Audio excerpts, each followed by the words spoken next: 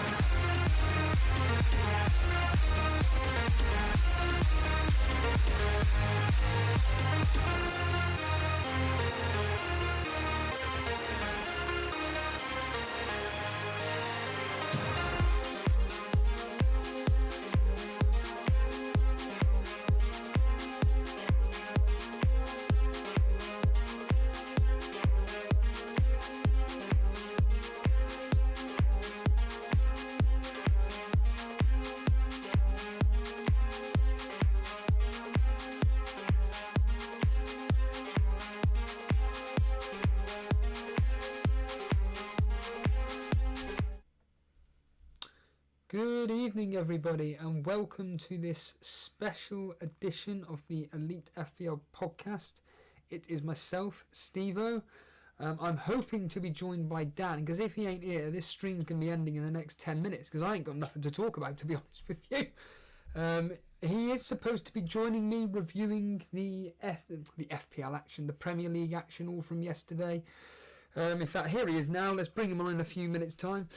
But yes, we will be going through all the games from yesterday, all the talking points, but not really from a fantasy football perspective. This really is going to be more for your dedicated Premier League fans. This is more from a real life perspective, to be honest with you, because I do like to have a break from fantasy football sometimes. Yes, obviously there are the obvious links between the Premier League and the fantasy football world and everything, but I do like to talk real life football, and no better person than my good friend Dan to talk all things Premier League, where he sees things going, relegation battle, of course, the top four battle, his own team.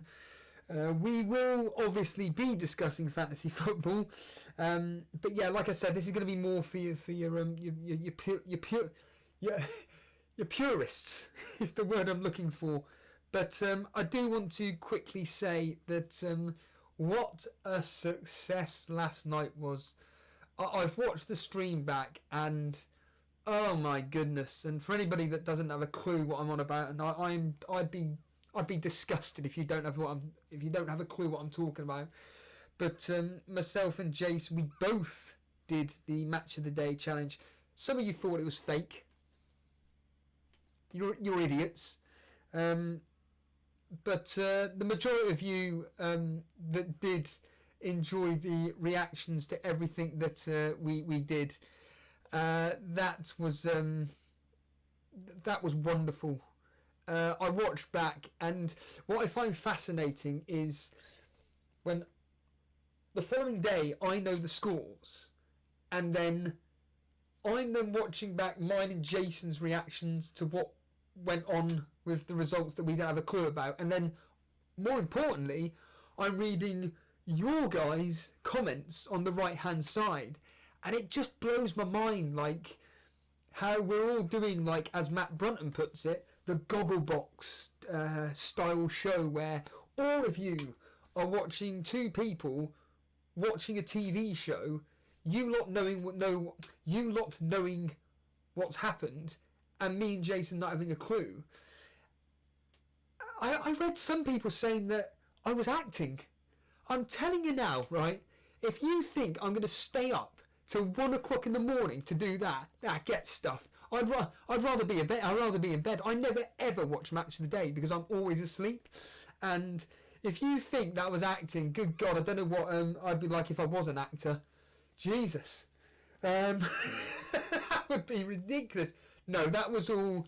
That was me, and that was us. That was me and Jason watching Match of the Day live. And again, full credit to Jason. I saw the setup he did. What a genius Jason is. He is something special, and it was. I said to him earlier on, it's the tiny little detail which blew my mind, where it was important, and he wrote underneath the circumstances regarding what was going on. Basically, that myself and him were watching Match of the Day, and we had no idea what the results were, and we were just reacting live to it. And then, of course, oh my God, that. Even me, when I watched this, was laughing my head off when Jason found out who his vice captain was, because all you hear is this in the background.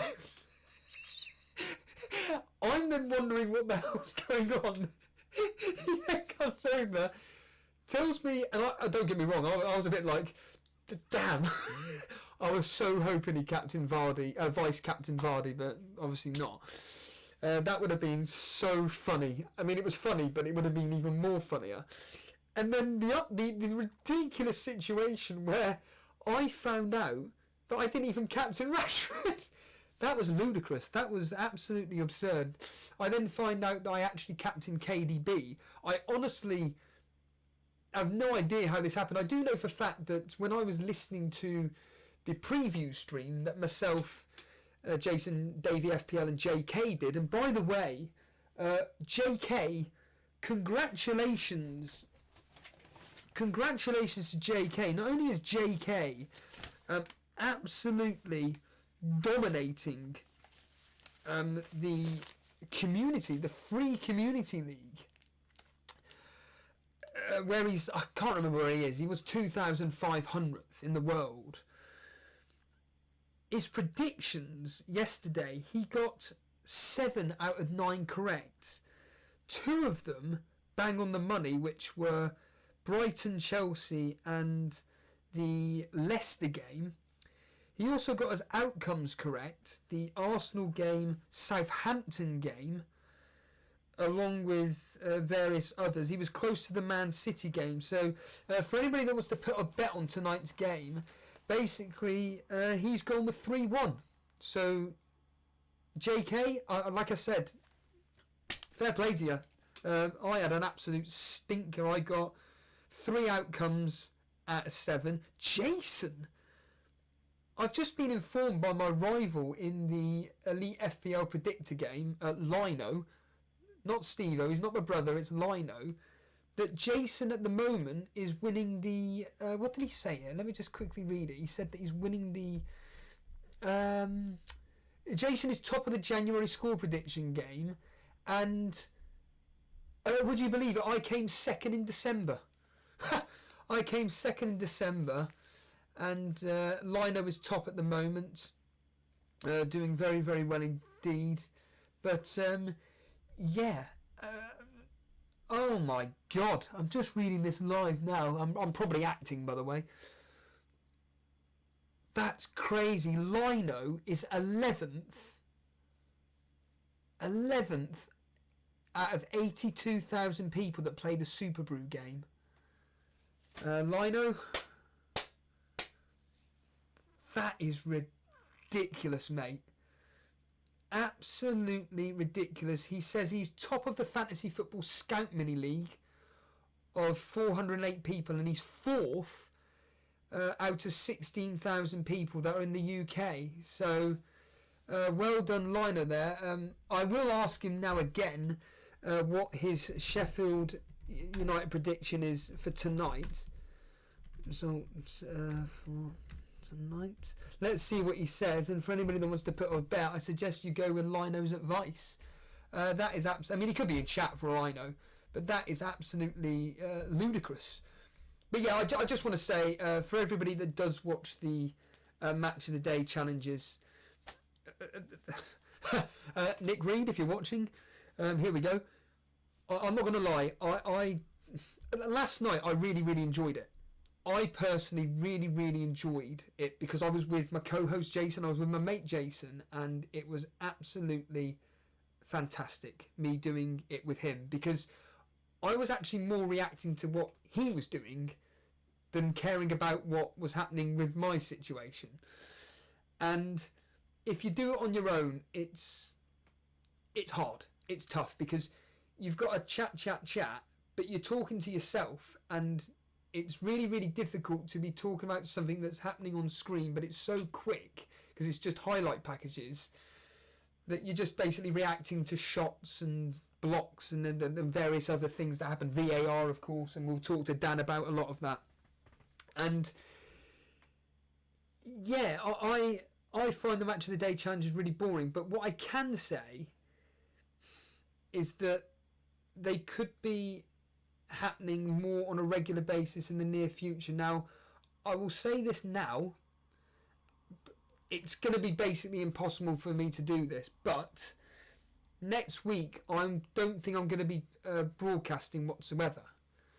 So essentially my plan on the 10th, I believe it's the 10th of so on Friday the 10th of January, obviously, the 11th through to Monday the 13th, I'm not here. I am here, but I'm not here. And I'm definitely not going to be able to broadcast unless I do it on my mobile phone. But I know how rubbish the quality is, and I don't really like doing it from my mobile phone. But if needs be, I will do. However, I may do the Match of the Day challenge on Monday evening when I get back home. There's a chance. It's very, very, very, very unlikely that I will be doing that. But yeah, it's I do find that it's more the response from you guys to it that I find really fascinating. But yeah, so anyway, enough of that, enough of last night. Like I said, last night was just fantastic, and I just want to say thank you to everybody that did join in. There was nearly 300 people, and just to let everybody know, Lino is going with 2-0 to Liverpool. So if you want to put a few pennies on that, we all know what happened. In fact, that's another thing. Oh my goodness. Oh, that was so funny when I was tearing up the betting slips. It's the noise. Because each result that come through, I just knew, like for instance, when West Ham were 2-0 up, and it was like after 25 minutes, I just knew the bet wasn't coming through, and I'm just like, waste of time, get it gone, absolutely useless. So that was just hilarious. But yep, let's bring on our special guest this evening. It's Dan. I've done enough speaking for this evening. But by the way, I'll do a Jason. I'll do the usual. Welcome FPL Mechanic, Sean Baburum, Vish, Jonathan Rolfe, Ryan Seashan, my Champions League head-to-head opponent. He is on 27 points at the moment with 4 points waiting to come off the bench, but he's got Mane captain. That isn't his vice captain. That's Mane as his actual captain. Josh Simmons, Zimmy, Rodrigo. G-Wiz is here. Wow. G-Wiz is here. Brew, Rodrigo, Sultan Saeed. Sultan Saeed doing absolutely exceptionally well in the Cashman League. Once again, we will come on to that in a minute. Stein's here. Wow, Stein's here. Absolutely. You nearly caught a swear word there. Gravy Dave's here, Lewis Kirkby, and many, many more. What I will say to everybody is that at the end of this, it's going to be a case of come on in and talk to me and Dan, basically. So when me and Dan have kind of gone through the fixtures, we'll get some people on if you want to come on live on air, and we're just going to talk about the fixtures. Again, I'm not going to lie, I'm going to be a selfish git. I'm not really wanting to talk about fantasy football. I don't care about what points people have got. It's been a rubbish game week. It's pointless going through what points you got. I'm just more interested in going through the real life football. So if anybody wants to come live on air and discuss, for example, Tottenham losing, Chelsea of course drawing, and various other things, by all means. But I've done enough talking now. Let's speak to Dan. Deli Energy. Hello, Deli Energy. Welcome to the stream. FPL Alex the Kid. Hello, pal. Welcome. Let's get Dan on. Let's hear what he's got to say about this week's football, because we all know Arsenal had a very, very good result indeed. Good evening, Dan. Happy New Year to you. Happy New Year, Steve. How's it going, mate? I'm very well indeed. The intro's gone on for what seems like half an hour. I can only apologise.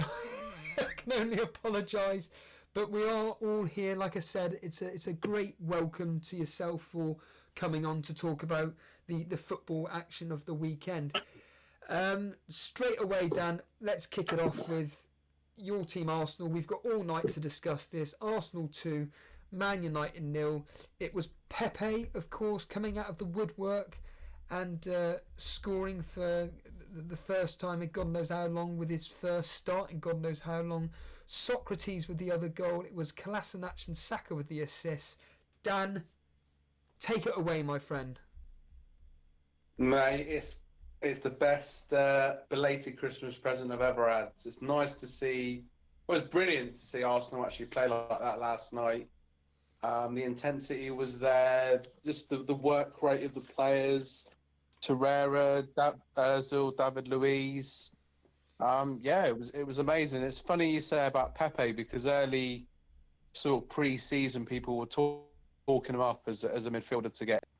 I think it's a bit early for that now, considering his price. But yeah, he had a great game, particularly in the first half. And I think Luke Shaw probably doesn't know what day of the week it is, although I know most of us don't know what day of the week it is with this holiday period that we've just had. But I mean, I think it's the whole thing at the moment seems to be about the new manager bounce, and we haven't really had the immediate effect of that. Obviously, West Ham did, but we'll talk about that later on. But yeah, this whole new manager bounce thing, and yeah, we finally had that bounce, really. But yeah, I think the work rate of the players and the tempo of the passing, it's just an immediate improvement. But obviously, it's very, very early days yet. But yeah, I mean, I will say it's always nice to beat Man United. I always get lots to stick when Man United beat us. So you've got to enjoy these highs. And we haven't won at home for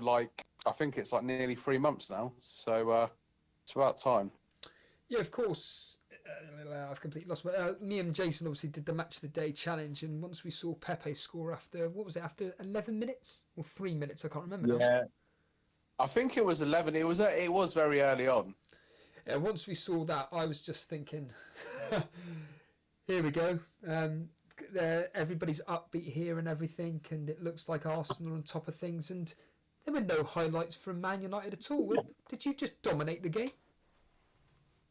I think the first half we dominated, and then the second half I was worried about the similar thing with the Chelsea game, keeping up this high intensity, because the players seemed to get a bit fatigued in that game, and then Chelsea took over. But to be honest with you, United, Pereira had a good chance. Daniel James had a shot that Leno saved, but it was fairly comfortable. There was a few moments. I mean, Wan-Bissaka did a bad dive. But there wasn't... I mean, the thing with United is that obviously I was worried about their forward players, but I will say it, they do miss Pogba, and they had obviously Matic in midfield, and I know Jay's not a big fan of him, but I think that McTominay and Pogba, that would have made it a much more even game if they were there. But yeah, I mean... It was our day, really. I mean, we've had a few beatdowns from United in the past, so it was nice to get one over. But yeah, pretty much dominated the game, and yeah, great 3 points. From what I'm reading, Ozil seems to be a new man almost, a new breath of life. How did he look yesterday? And full of confidence. Full of confidence. Okay. Yeah, playing with it. I mean, Ozil is a bit of an enigma. He's been there for nearly 6.5 years now, and everyone loves. He is a bit of a scapegoat, and you know what you're going to get. But he was, yeah, he even had a bit of a turn of pace last night, and you know how he plays the game and linking up the play and seeing passes that other players don't see. I think there was a ball in the first half where he knocked it over to Lacazette, about a 20-yard long pass that was just sublime. And you got to remember, obviously, Arteta was Ozil's teammate, because Ozil is, basically the longest-serving player apart from Emiliano Martinez. He's the one that's been there the longest. But obviously, a lot of players have left the last few years. So Ozil played with Arteta and seems to get on with him very well. And Arteta seems to have the confidence to start him in these big games.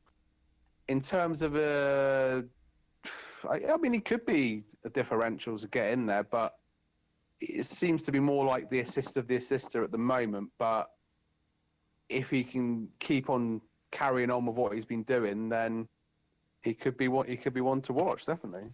Manchester Reds, good evening, pal. He's saying that Arsenal played really well, and hats off to them, but let's not get away from the fact that United were appalling. Ole was clueless, and the team just isn't good enough. Straight on to regarding Lacazette, does he actually play football, or does he fall on his backside all the time? Is that a fair criticism or not? I think that's possibly a bit of sour grapes. Sorry, Manchester Reds. Happy New Year, by the way. Because Lacazette turned Maguire, and left him for dead. He could have, to be fair, actually, he could have easily gone down because Maguire was holding him all over him, but he spun him, did him like a kipper, and then hit the shot really wide and actually went out for a throw-in. But yeah, I think Lacazette is obviously he's very strong and uses a low centre of gravity to spin players quite a lot. That's his style of play. Draws players in, spins off them, and then gets a shot away. So sometimes he's going to fall over. But You know, if we want to talk about falling over, we want to talk about Wan-Bissaka doing a Ashley Young impression, really. So, yeah, that's what I think about that. I mean, talking of United, again, what will it take for Mason Greenwood to actually start a game? Ole Gunnar Solskjaer, ironically, is somebody that constantly keeps praising him but doesn't actually start him in a match. I mean, Jason keeps saying he's worthy of a start. A lot of people on his Gameweek 20 or whatever it was, disaster mobile phone stream were saying that Mason Greenwood's too young to be starting. What's your stance on that? I think he's a really promising young player, and you know, when he's had the chance, he's done well for United. I think you got to remember when they threw Rashford in, he was really young. Was it 4 years ago now? So, you know, why not start him in a home game against like lesser opposition? You know, he started against Newcastle, got a goal, and it was a great finish. And he seems like a natural finisher. I think just go with it. I mean, you know, he seems full of confidence and fairly grounded. So why not give him? But I think United's trouble is in midfield, really. And as I alluded to before, they are missing Pogba and just that creative edge in the midfield, really. So that's the main concern for them at the moment. You drew against Everton 0-0. You lost against Chelsea in some freak circumstances 2-1. But prior to conceding the 2 goals, apparently you were looking really, really good. You've just beaten United 2-0. Is this the Arteta way? Are you seeing the future of how Arsenal could be performing?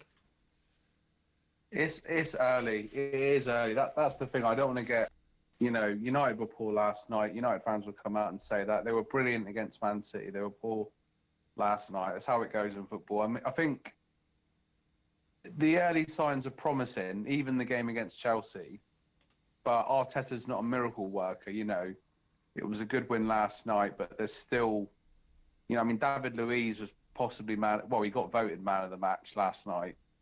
And yeah, but there's still issues that are going to come up in other games, really. So I would say that I'm liking seeing this high tempo, fast passing approach. That's good. The players seem to be. I'm just glad that he's playing Torreira in his natural position, because under Emery he was trying to play him further forward, wasn't starting him in every game, and now Torreira's come in and put in 2 brilliant performances against Chelsea and obviously United last night. So I think the players seem to be rejuvenated.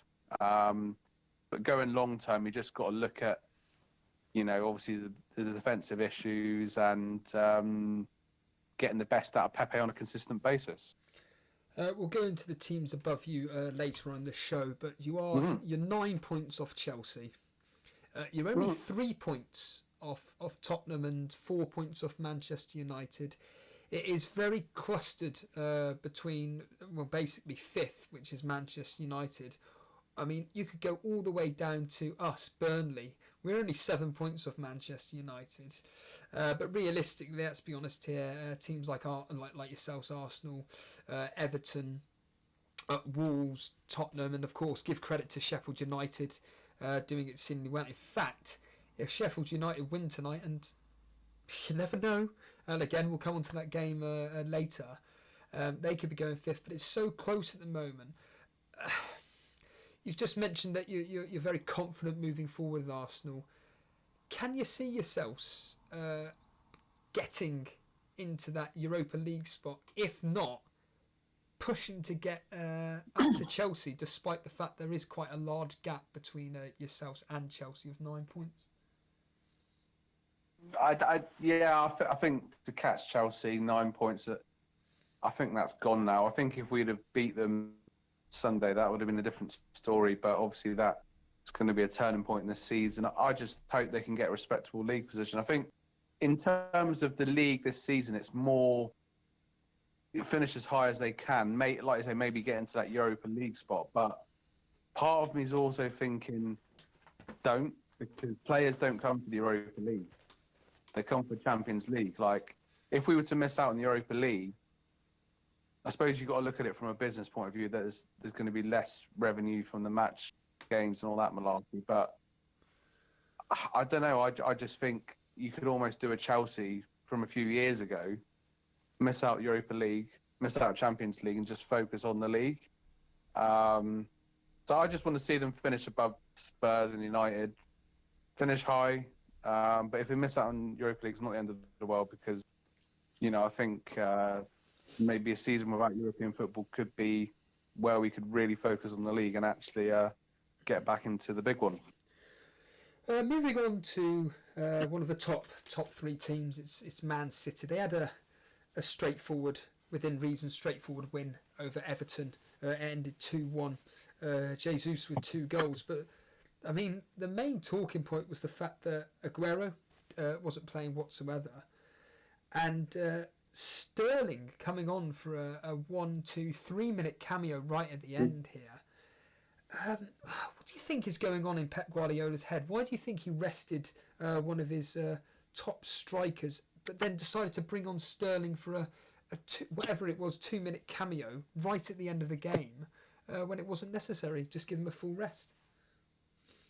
Yeah, it is a bit strange, that one.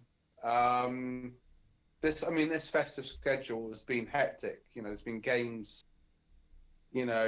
everywhere and anywhere. And if you're, obviously as FPL managers, if you're looking at your team on New Year's Day with a hangover at 9:30 a.m., like I did on that Wednesday morning, then obviously you're really committed. But I don't know. I mean, the thing I've noticed, I watched a bit of the game yesterday, and for me, it was like Mahrez just seems to be central to everything at the moment. He's fantastic. I mean, he got the assist.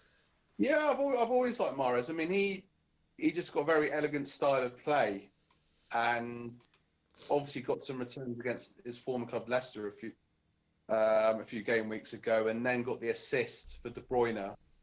So, but I honestly can't fathom why he's bringing on Sterling just for a couple of minutes. It does seem very odd. But having said that, with Jesus, I mean, it's your bloody history again. I mean, he has got a good record against Everton, and every time they mention, so a certain player scored against a certain team again, I just think there's Steve-O's bloody history again coming trumps. But I can see why he's rotating Jesus and Aguero, because they're both doing well. It's good competition. But bringing on Sterling for a couple of minutes, I don't understand that really.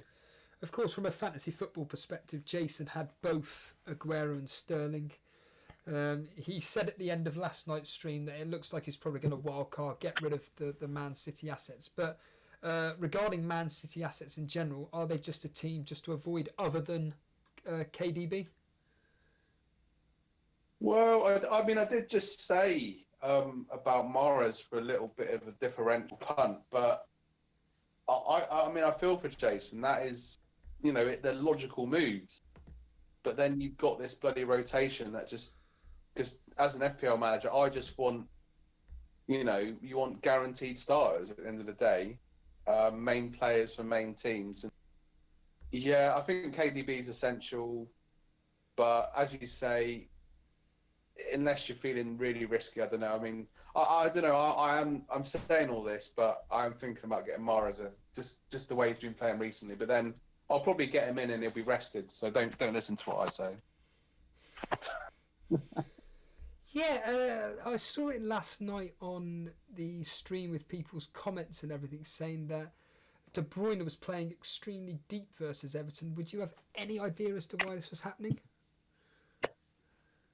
I don't know really. I mean, Everton were quite physical, competitive as you'd expect. They weren't really getting out of their half much in the first half, really. I mean, Coleman had an early opportunity, but apart from that, they were quite deep. And maybe De Bruyne was just trying to link the play from deep, really, because Everton was sat so far back. That's the only thing I can think. Maybe he was trying to be the springboard from attacks from that point of view. I mean, yeah, it just seemed to be in that first half, Foden, Mahrez, Jesus getting into the final third of the pitch, but not quite putting together the right pass. And then obviously second half opened them up a bit more. But I mean, if I had an insight into the mind of Pep, I'd probably do a lot better in FPL. But that's the only thing. Maybe a deep line playmaker is what he needed to try and unlock Everton's defence, really. Davey FPL, your McDonald's is in the post. You should be receiving it within the next 2 weeks. So hopefully you should be able to eat it, because I don't think that McDonald's goes off. You're just going to have to stick it in the microwave, my friend. Cheers for that £6. Oh, mate, I don't know if you saw it or not, Dan, but last night, yesterday, more to the point, I did only bets from what me and Davey FPL predicted, because we're very good at predicting. And of course, out of 17 bets, Davey FPL and myself got one right, which was him, and it was Crystal Palace 1-1. If I'd have gone with Jason, however, and JK, I'd have won a bit of money, but that's a story for a different day. We move on to, well, I mean, is it a shock result? I'd love to get your thoughts on this. It is Southampton 1, Spurs 0. Danny Ings, of course, again scoring a goal. Spurs at the moment, I've been reading that they are playing absolutely awfully. It looks like it's going back to the old ways of Jose Mourinho, boring football. The results that they've had underneath him don't suggest boring football. Since he turned up to Tottenham, obviously he started versus West Ham, where we all thought, you know what, they're going to win 1 or 2-0 here, shore up that defence. We're all going to be happy jumping onto Tottenham defence. And then every game after that, they just, a bit like Aston Villa, other than yesterday, of course, just seem to concede 2 goals a game. So it, of course, ended 3-2 to Tottenham. They beat Olympiacos 4-2. Tottenham beating Bournemouth 3-2. Concede 2 against Man United. Of course, they keep a clean sheet against us in a 5-0 battering. They concede 3 against Bayern Munich. They beat Wolves 2-1, and it just goes on and on. Over the last 6 fixtures, they've only won 2 games. That was against Wolves and Brighton, both 2-1s. And yeah, the last 2 fixtures, of course, drawing 2-2 with Norwich, losing 1-0 to Southampton. What do you think is going on? And of course, Davey FPL's captain, along with Charlie and many others. Harry Kane, he's gone off injured. It looks like he could be out for 6 weeks. Yeah, this is the crazy world of FPL, my friend, because I watched the last 20 minutes of that game yesterday, and I've obviously got Lucas Moura, and of course I've got Kane. Now, I brought Kane in 2 game weeks ago, and he's done very well for me in those 2 game weeks. But yeah, I mean, obviously he's injured, can't help that. Lucas Moura had a scuff shot towards the end, and I'm there. This is how mental FPL is. It's like I'm there hoping Tottenham score, but then I'm hoping they don't score. So it's just, well, obviously Lucas Moura or Kane scoring, and I'm sure Boona will be cracking up here in this. But I mean, I watched bits of the game against Norwich. I saw the highlights against Norwich and everything, and yeah, it just seems to be those old problems aren't going away, and there wasn't. You've got to say well done to Southampton for turning their season around, because they got battered by Leicester and everyone said they were going to go down, and now they've put some results together. And Danny Ings, I don't know what he's having for breakfast, but it's certainly working. I mean, his goal yesterday it reminded me of Gascoigne's goal against Scotland in Euro '96. It was a brilliant goal, and yeah, they just couldn't break Southampton down. Apart from that Lucas Moura effort, they just didn't have it. And what I've noticed as well is a lot of the crossing from the fullbacks is terrible. They're getting into positions and then just the crossing it. Aurier not really been that great, and there's just nothing there. And without Kane as well, they're going to struggle even more, really. So as an FPL manager with 2 Tottenham assets, it's just like, I just want to pull the trigger and get rid. Well, obviously we'll do that for Kane, but yeah, just underperforming, and maybe it'll be interesting to see what happens in the transfer window. Put it that way. Yeah, of course, Mourinho last night, it was the classic thing. If he looked angry, he sarcastically, of course, after he got the yellow card for having a go at whatever Southampton coach or whoever it was, sarcastically patting the referee on the back, and obviously the third official. They're up against Middlesbrough away in the FA Cup, but then they come back to Liverpool at home, where I genuinely think Liverpool are going to batter them. I think Liverpool are going to absolutely destroy Tottenham legitimately. They're then up against we're going to talk about them in a minute, a resurgence of Watford. And then they're at home to Norwich, and then it's away at Man City. Their next several fixtures are looking awful, and I know this is very hyperbole and very a bit of a big statement here, but do you think that Mourinho's almost regretting coming back into the job? I think it's a little bit early for that. I think he'll have the experience to know that he can't just change. At the end of the day, he's working with another manager's player. So, he's got this transfer window, and then he's obviously got to do what he can during it and work with what he's got. But, there's also the speculation about Eriksen as well. Apparently Inter Milan are very interested in signing Christian Eriksen, and a few other Italian teams that want to sign him as well.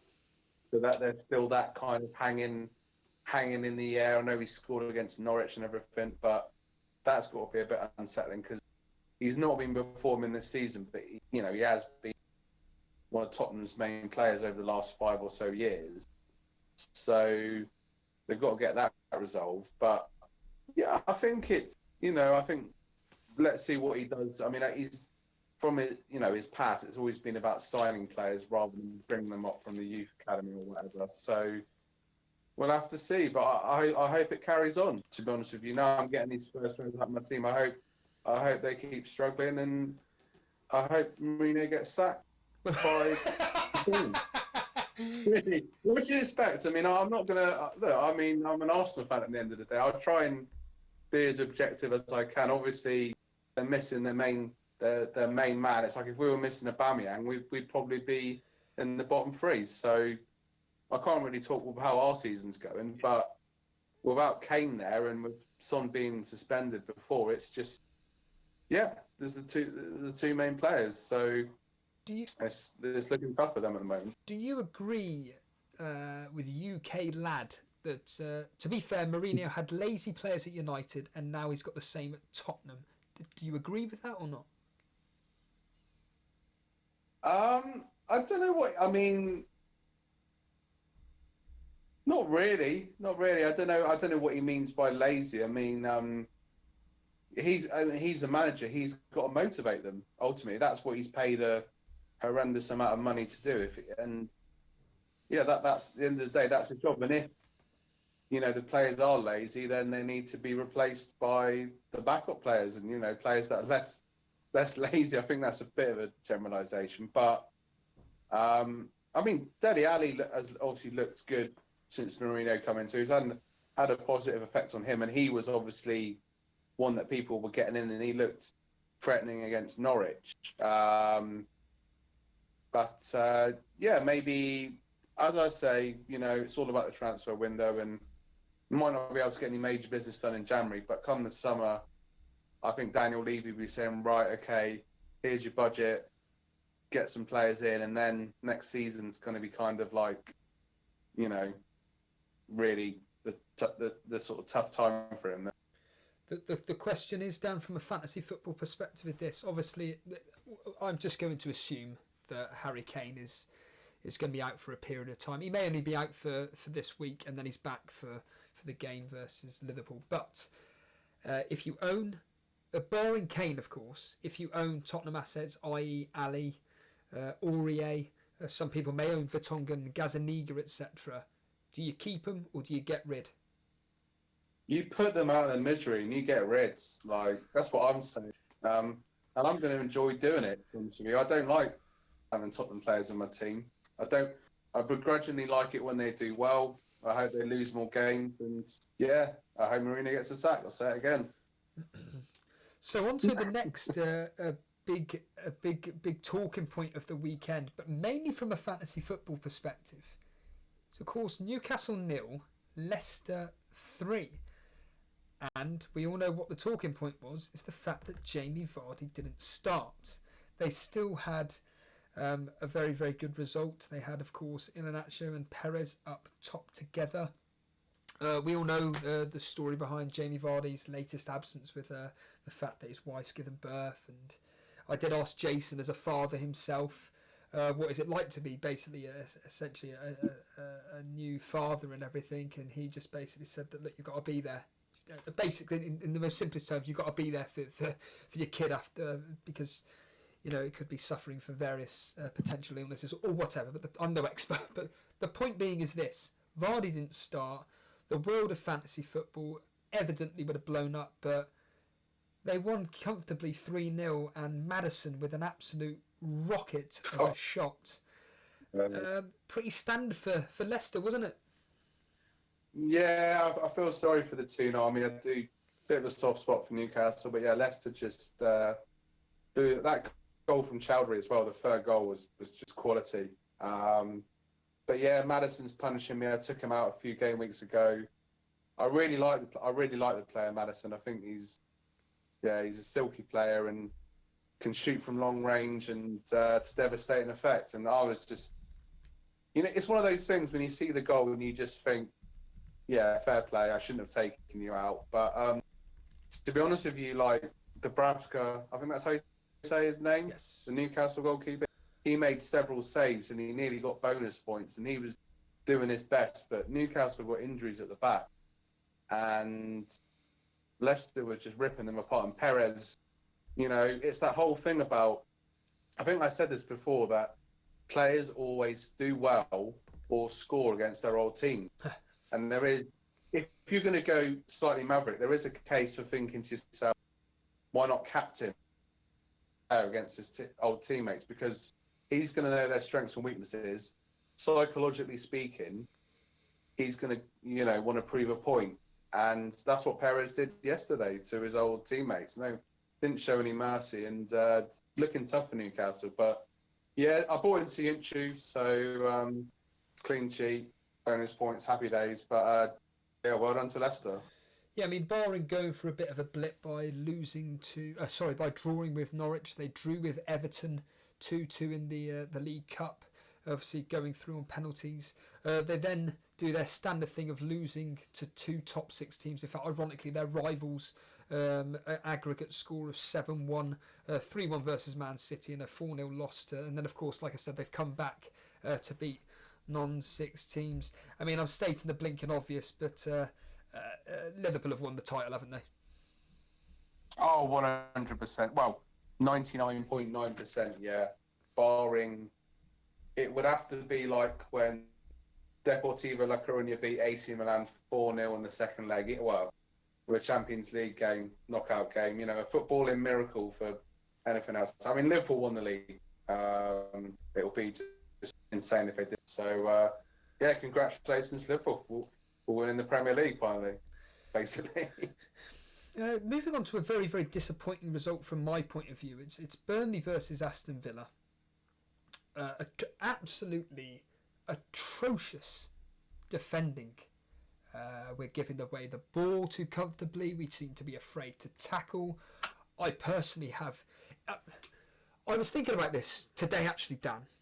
And in some ways, a bit like that goal that Son scored against us, where everybody said it was the greatest goal ever and I'm thinking, well, yeah, I know what you mean, but really none of our players put in a tackle. And sometimes I just think that, has Dyche kind of told his players not to be too risque with their tugging on a shirt or putting a solid tackle because of VAR? Because there was, of course, a VAR decision, not just in this game. There were several games that had contentious VAR decisions, but in this particular one, I mean, we're talking like, it's ludicrous, like a millimetre, if that, offside. But that result versus Villa has really, really put us back, because I keep saying this, we are a team which usually beats the teams around us.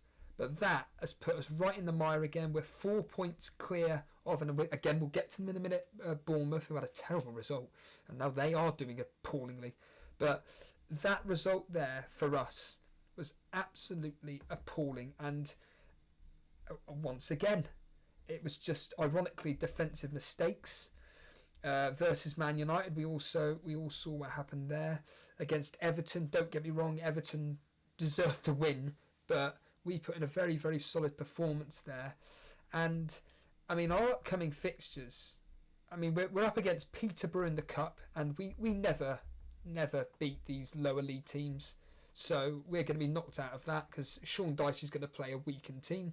It's then Chelsea, who ironically we've actually got a solid record against them away at Stamford Bridge, but I can't see us winning there. We're at home to Leicester, then away at Man United, at home to you lot, which has got 1-0 written over it.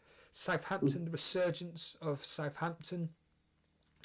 Then it's just relegation battles, like with Southampton. Then it's Bournemouth, then it's Newcastle. I fear for us, Dan. Can you give me any positivity for Burnley, or do you think that, nope, it's looking down? Sorry, Steve, mate. I mean, I always try to look positive when it comes to FPL football and everything, or in general. But I think Burnley are going to get relegated this season. Do you really? Unless they do. Yeah, I do. Sorry, it's like the New Year's spirit. But can I just before you continue, let me just So this is just my opinion, right? So Norwich, they're gone. Norwich are gone. They're at the moment 6 points, 7 points off safety. Okay, they're gone. Watford, they are 2 points off safety, and you've seen what they've done over the last 3 or 4 games. Bournemouth, they're the ones that should be really, really concerned at the moment. Aston Villa, I think they're another team, albeit they've just beaten us, but they're another team which they can't defend. And if they weren't playing Burnley yesterday and they were playing a team that actually likes to attack, Aston Villa, they're not going to win. West Ham, well, we'll find out now. Again, we'll move on to that game in a minute. Obviously under new management under David Moyes, but you should think they're okay. Obviously, we've just mentioned us. Newcastle, I think they're going to get pulled into it. So really, it is between, as I look at it, Watford, Bournemouth, Aston Villa, us, Newcastle. Southampton may be dragged into it. I think that West Ham will just have enough. I think they're just going to be looking over the shoulder, but they should be okay. Brighton will be fine. They're getting their results, but you do think we're going to get relegated, do you? Yeah, I do, because unless I keep going on about this January transfer window. I mean, I watched the game against I know you can't. I mean, I know United lost last night, but before that they've been playing really well, apart from blips. But it was like what I saw against Man United was 100% effort and commitment. Can't deny that. Like Phil Bardsley throwing in blocks, clearing off the line, and players, trying really hard and putting in effort and running around. But there was just, I don't know, there was no, apart from that, there was no real quality. And I think for me, like you said, the killer is losing to Villa at home. It's the defensive mistakes, Dan. I just don't understand. Yeah. I mean, going on what I said, do you think there's some kind of theory behind what I'm saying, that Dyche has almost told his players, don't put in a tackle because VAR may just, catch you out? I can't imagine Sean Dyche doing that, though. I think, as I say, Villa were terrible. Well, they were lucky. Well, they were pretty dire against Norwich. Norwich battered them, but they, Heaton put in a brilliant, ironically, an ex-Burnley player. Heaton put in an amazing performance and got bonus points, and that was great for me. But they got smashed by Watford. Maybe I'm a little bit bitter here because I am bitter because I took Grealish out when I picked my team when I was a bit drunk, and when I get a bit drunk, I get a bit risky with FPL, and I just think to hell with it. So I'm glad the holiday season's over now. So I'll stop doing the drunk FPL in, because I thought, let's get risky. Let's take Grealish out, bring Traore, and that'll be a good idea. And then the next morning you just think, why did they do that? Because Grealish returned for me 2 out of 3 game weeks, but that's another thing. But going back to Burnley, the only thing you've really got is two tough bastards up front. Excuse the language, but two bruisers up front, and Chris Wood obviously has got that ability to score from set pieces. And I mean, really, a lot of pressure is going to be on McNeil because he's the one with that crossing ability and that quality. When Goodmanson come on, I thought he showed a little bit. So there are another creative player. Yeah, when he come on, you see there's something about him. But I just think Burnley they need to just sign somebody just to kind of just a bit of attacking quality, and that's what they lack really. I mean, at least Villa, sound like the Jack Grealish fan club here, but at least they've got him. The problem they just can't defend. So the problem that I see with us, and based on a lot of what my dad texts me, because my dad watches all the games, we've got right. So how can I explain this? We've got players in our team which can score goals and be creative, but I just think that Dyche is so defensive that he doesn't want to lose. That he doesn't want to allow us to express ourselves, and yet ironically, I know this. Whenever we do, I know this from the Championship.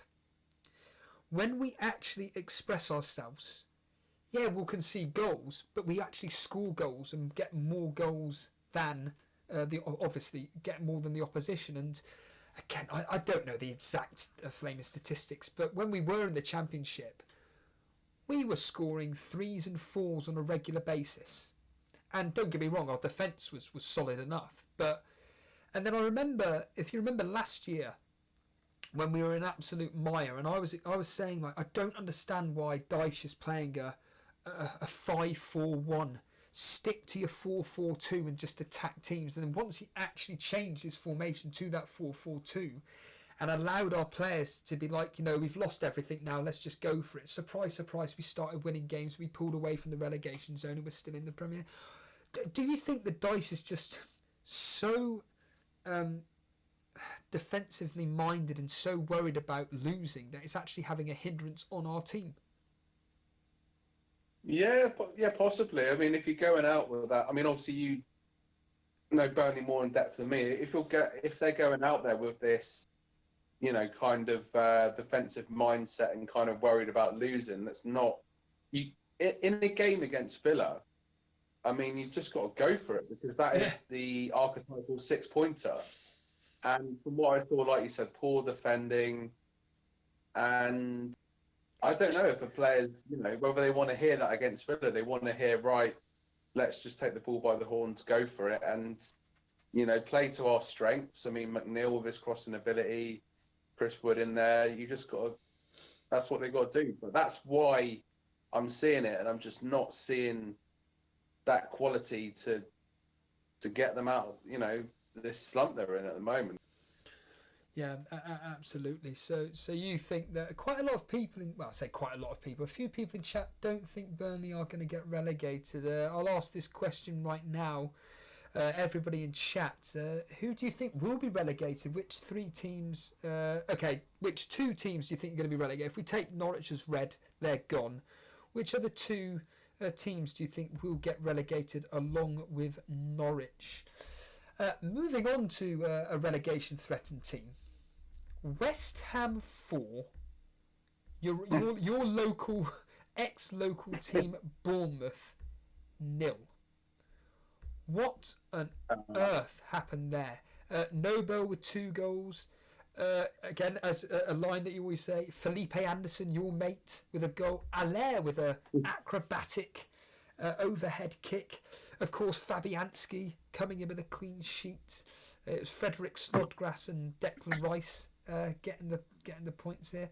Was this as you said, a new manager bounce, or was it just the fact that Bournemouth were absolutely pants? I think it's both. I mean, obviously David Moyes is back there and steadying the ship, and it seems to have an instant impact. And a great win for West Ham, and double game week 24 coming up. Could people be thinking about Fabianski and Antonio again? Maybe, those guys that have proven so fruitful in the past in FPL terms. But it's worrying for Bournemouth because, although they've still got some quality players, defensively they're all over the shop yesterday. And I mean, to lose 4-0 away to West Ham, that is. Yeah, it's worrying times for Bournemouth as well, to be fair. They've had some in these big matches against Chelsea, Arsenal, United, but apart from that, they just seem to be really struggling. And it's not looking good. But I mean, Haller, remember him? He's come out of the blue again and turned up. Some interesting differentials there, maybe. A few, just in answer to my question I asked about which two teams people think will go down. Quite a lot of people are mentioning Bournemouth, but we've already spoke about them. But they think Newcastle. What are your thoughts on maybe Newcastle? I know you've already mentioned Burnley, but in Newcastle to be relegated? What are you thinking of that? I know we've already discussed Newcastle, but just a quick one in answer to that point. Yeah, it's possible. I mean, they once again, that's another thing. They've had some good results this season. Beating Manchester United at home. I know they lost away, beating Tottenham away. So they've had some sort of big results there. But yeah, they've had injury problems, and I don't know. It just, the only thing that I can see pulling Newcastle through is if they can,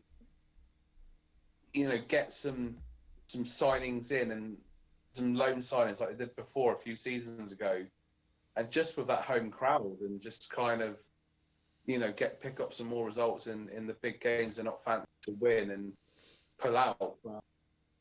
They're looking pretty poor at the moment. And I mean, if you're going to ask me my three, I'd say Burnley, Norwich. I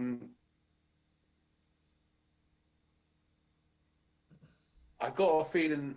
I'm going to say Villa, but it could be between Villa and Newcastle, just because, like I say, Villa defensively are poor, but Newcastle, I don't know. I've got a feeling Newcastle is somehow going to pull it out the bag and somehow stay up. I've got this gut feeling that the St James's Park crowd would just lift them up somehow and it will be all right, but I don't know. Well, FPL Penguin, aka Daniel Farker, he is saying that it's just been announced on Sky Sports News that Aston Villa want Batshuayi on loan. Do you think that's going to help Villa stay up? Wow, that is an interesting one, yeah, because obviously Wesley's injured. I mean, he scored against Burnley, and yeah, Batshuayi is just a guy that he sort of he was on loan at Palace, wasn't he, last season? I think it was the final game week or something. He got a hat trick, or he did really well, ironically against Bournemouth. So I think that'll be a good loan signing. Like I say, this January transfer window, teams that are struggling, they might not be able to buy a big player, but if they can loan Batshuayi, get him in there, yeah, I think that would be a decent move, actually, to be fair, for Villa. Even though this question is aimed at me, but I'm just going to ask you. Cameron saying that after Arsenal's performance yesterday, and if they perform like that on a consistent level, do you think that Arsenal get into the top four? My answer is no, because I just think that the points gap between Chelsea downwards, I just can't see Chelsea dropping 6 points over the next X amount of games to allow anybody to get into the top four. Again, could be proven wrong. Dan? No, I think that's gone now. Dropped too many points in games. Went 2-0 up against Palace, drew 2-2 with them, and other games that we've had poor results in, and yeah, I think that's gone. But I mean, obviously, I hope I'm wrong, but 9 points is too much. I think there's better teams than us that are going to qualify in that top four. I mean, it's a great result last night, but are we going to be able to do it consistently? Are the crowd going to be up for it consistently like they are against United in an evening game on New Year's Day? When it's against the lower team and it's a cheering all the songs and everything. I don't know. It's this season for the league, for me, it's kind of like a write-off. I think it's, once again, I know I keep saying it, but it's about the Europa League getting far in there and hopefully winning it this time. Going back to this West Ham game, there was a bit of a strange incident. I don't know if you've seen it or not, where Cresswell was actually sent off, but then VAR overruled it, and it was put down to a yellow card, whereas in the Watford game it was the other way round. And Jason made a wonderful point during the stream last night, where it's not about football anymore, it's about VAR. What are your thoughts on just VAR in general? Like I said, they reverse a decision in some things and just seems to be holding up the play and everything. And yeah, have you got any like direct thoughts on VAR? It's just like I said when I came on before. I feel it's like I said, Jason. It's just interrupting everything, and like these millimeter decisions, and it's just a time delay because people love football because it's such a quick end-to-end sport without interruption. Whereas,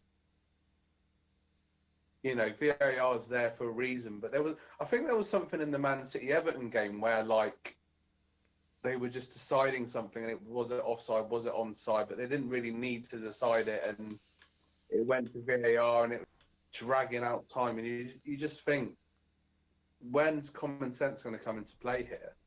So I just refer back to what I said before, whereby I don't know why they can't have a screen on the side like I did during the World Cup that referees can look at and they make the decision again. So I don't know. It just with the emotion of football as well. Like when Sheffield United scored against Man City, now that was the right decision, but you got all these Sheffield United players and fans going nuts, and then it can be a bit cruel, but it's ultimately it's a revolutionary system being implemented into the Premier League for the first time, and there is going to be hiccups, but they do need to sort it out because there's been some really contentious decisions this season, and I think they do need to look at it. Going back to West Ham, essentially the simple question is this: do their assets become a option? They're away at Sheffield United on a Friday evening kickoff. I've already predicted that in my head already. I went 0-0. Then, of course, David Moyes is at home. He brings his old club back. It's Everton. Then they're in their double game week versus Leicester and Liverpool. Then they're at home to Brighton. I'm thinking Felipe Anderson. Apparently, David Moyes said to him, "What nationality are you? Brazilian, isn't it? You're a goal scorer. Get in that box and start scoring goals for us." Defensively, we know how David Moyes likes to set up. He, again, as ever, he's notorious for getting the best out of his defenders. So, of course, people like Aaron Cresswell, Fabianski as an example, various other cheap defenders in the team. Is it a Bomber or Balbuena as well? Or, again, I'm not going to proclaim to be an expert on West Ham. Do they become options in the double game week? Would you punt on, say, Snodgrass? Get maybe triple West Ham in Snodgrass, Anderson and Fabianski, Cresswell, or whatever you want to do? No, not really. Just because of the fixtures in. No, I mean the fixtures in that double game week, Leicester and Liverpool. What do you expect Felipe Anderson to do against Leicester and Liverpool? I don't expect him to do anything. And this is the thing: when you've got history with certain players, you can't become like a bit wary of getting them back in. Now I'm relating this back to last season when Anderson went on a good run, and then I brought him in, and he did nothing for me, and I'm still annoyed about that from last season. So I don't know. Obviously, David Moyes has come in there, and they've battered Bournemouth, and they've done really well. And he'll keep them up. They'll keep West Ham up because, they've got some quality players that can turn up on a certain day. But those fixtures are tough. To me, those fixtures are tough, and I wouldn't. I suppose the only one you could make the case for is Fabianski, Jason's mate, because he could get bonus points for saves, and he is a brilliant shot stopper. Saved the penalty the other day, didn't he? Yeah, well, he did that a few times for Arsenal. I mean, so out of all those players, Fabianski would be the one for me. But yeah, not for me really. I mentioned them earlier on. It's another team under resurgence. It's Watford, 2-1 victory ahead against Wolves. The one player that sticks out in my mind is Sarr. Now, Sarr under Pearson, I'm going to have to bring up his stats up on screen because he seems to be a man that is completely rejuvenated. He seems to be getting, from an FPL perspective, goals and assists. Let's just quickly find out specifically what exactly he's done. He's 6.2 in the game. Over the last 4 or 5 fixtures, he's got 2 goals, 2 assists. Is Sarr an option? Definitely. I mean, he looked quite threatening against Liverpool. He had some opportunities. He kind of scuffed his lines a bit. But, yeah, I mean, whenever I see the highlights of Watford, he just seems to be getting involved. And he misses a few, but he's getting in the right places. He's got an assist, obviously against Wolves yesterday, as you said. And like you say, the fixtures, they've got Bournemouth away, Spurs at home, Villa away, and then Everton at home. They're good fixtures, actually, really. I know, Spurs are obviously having a bit of a dodgy run, but Watford beat them last season. So, yeah, I think and he's only owned, was it 0.7 ownership at the moment? Well, talking of ownership, again, another famous case from last year, of course, is your mate Delafeu. He scored yesterday. Is he another player on your radar, or is it just the fact that, no, he's been classified as a striker, he's just a no-go? He loves scoring against Wolves, doesn't he? That's your bloody history again. He's a pretty cool customer in those situations. I mean, if he was still classified as a midfielder, definitely get him in. But as a forward, I'm just looking at different options, really. He seems to do well away to kind of mid-table or lower teams. I mean, that seems to be a pattern for him. And I know Charlie got him in several game weeks ago when he got a goal. Yeah. I can't remember who it was against. FPL Penguin, who's with us at the moment, he got him in on his wild card. Okay, yeah. So, I mean, it depends what formation you're playing. If you were to play, and how your team's structured, if you were to play 3-4-3, and you were to get him in as like a third striker alongside like a premium option, and then maybe another mid-price striker, could be worth a punt. I mean, I'm always, for those listening in, I'm always wary after obviously having him in my team for so long, and then taking him out the game week that he got a hat-trick and an assist. I'm like, oh, there's a painful memory. We'll do one more game because, to be honest with you, Norwich Crystal Palace doesn't really need talking about. It has no real bearing on, let's be honest here, anything at all. But hold on a minute. I had Zaha in. It does have a, and I'm sure. If you want to talk about it, and he got an assist. Talk about it then. You talk about Norwich Crystal Palace then. I'm sure FPL lad will think it has a bearing on things. So, no, I mean, just from my point of view, obviously, in hindsight, I should have taken Zaha out for my move to get Traore in with his fixtures coming up, but. Yeah, I mean, Zaha did get an assist, but it was interesting about Roy Hodgson saying that he was an injury concern and that he only played because he has a love for the club and a love for football. That was quite an interesting statement. But yeah, I think Zaha was kind of one of those, a bit of a knee-jerk move. And I'm looking at Palace's fixtures now. They've got us in the next game. They've got a good record against us, though. So that's a hard one. And then they've got Man City. But after that, they've got Southampton at home, Sheffield United at home, Everton away, then Newcastle at home, then Brighton away, and Watford at home. So, looking after those games, the fixtures aren't too bad at all, really. Maybe Zaha could come good then, really. What do you think? I don't know. I think that a lot of people like Jason, they brought Zaha in for his good run of fixtures. And I will quickly just bring up his stats up on screen because I think it is worth, even for myself, looking at specifically what he's done over the past few game weeks. My simple understanding is that he's done... I was about to swear then. Let's just say it starts with Jack. And then the following word sounds like hit, but spelt with an S. But yes, Zaha, as of late... I mean, game week 17 against Brighton, he got a goal, and then he's blanked in the preceding 3 matches, and then against Norwich, of course, yesterday he got 1 goal. The main criticism that I'm hearing about Zaha is the fact that he just looks very, very quiet in the game and doesn't seem to do anything. And, I mean, looking at his general returns at the moment, I do think that is putting me off completely. However, I was, like you, funny enough, going to bring him in for a one-off game, particularly against Norwich. I mean, talking of Norwich, Cantwell getting points for Jason.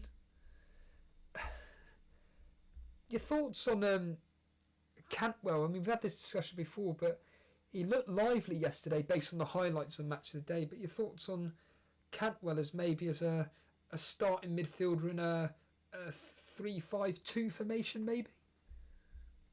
Yeah, so it's a weird one, Cantwell. I've had him in before, and he just seemed to turn up, particularly in these odd game weeks. Like, was it away to Everton when he got some really good returns, and he loves doing his little like samba celebration after he scores as well. He's sort of quite lively, running off the ball and getting into the right positions. I mean, Norwich is obviously struggling quite a bit at the moment, but in that particular formation, it's not given his price bracket as well. It's not a bad idea because he does. Let's be honest here. He starts all the games for Norwich. He's one of their main players, and he does return occasionally. So if you're kind of looking at him as essentially a budget enabler that does actually start games and get sporadic returns, every 3 or 4 game weeks, whatever it is, then yeah, not a bad shout, to be fair. I mean, going back from a real life perspective regarding, we've already mentioned the fact that it looks like Norwich are going to be relegated. But I saw someone make a comment about Crystal Palace, and they don't understand that they just play absolutely awful football, yet they're up to 9th. Once again, they're only 3 points off Manchester United in 5th.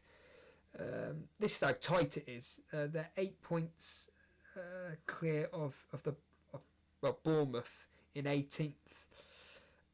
Crystal Palace, it seems to me that a bit like with Burnley, they set up in a really defensive way, but I do think that Roy Hodgson allows his creative players, Zaha, Ayew, just to name 2, to be creative and allowed to express themselves. Is that the reasoning as to, you think, why Crystal Palace are doing so well this season? Or is there another reasoning, do you think? I just think, yeah, Hodgson has got them well organised, and they have got these match winners in their team, like Townsend that will turn up. Ayew scored a brilliant goal a few game weeks ago, really good goal, and they've just got like some really solid players, and then they've got that really vocal home support as well with the Crystal Palace ultras, and they just seem to be able to dig out results. Really. And obviously he's not really been on it this. I think he's unsettled from obviously the summer that he wanted to move to Arsenal when he didn't move to Arsenal, and maybe he's a bit bitter about that. And going back to the transfer window, Chelsea have been linked with him. But yeah, they signed Cahill in the summer on a free transfer, and seems to have played quite well in the highlights that I've seen. Obviously, I don't watch every game, and they've had some good results away from home. So they seem to have that system whereby they've got Milivojevic. How do you say his bloody name again? Yeah, Milivojevic.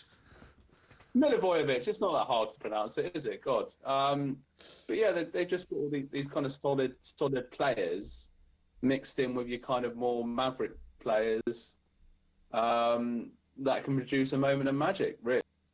And Connor Wickham as well, coming out of nowhere yesterday and getting an equaliser.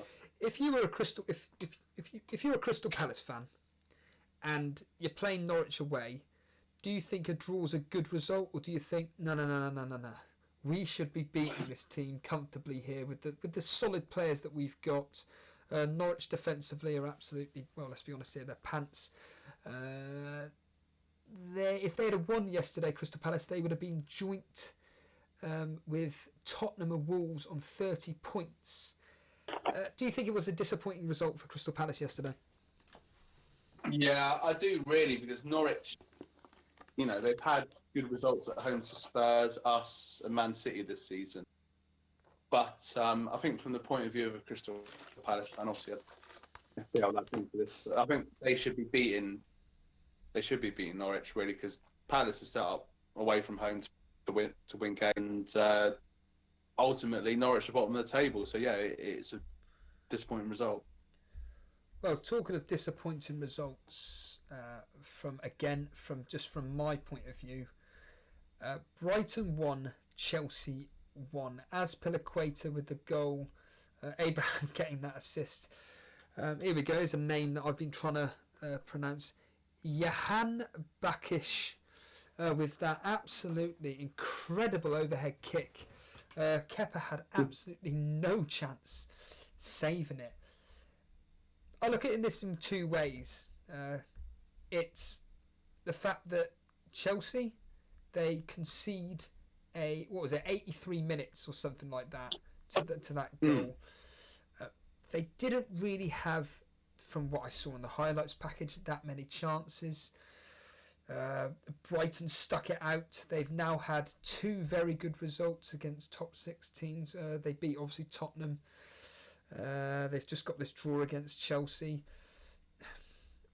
I'll ask the question again. If you're a Chelsea fan, I can see Davey P's here. Welcome, and FPL Booner, hello there. If you're a Brighton fan, you're going to be overjoyed.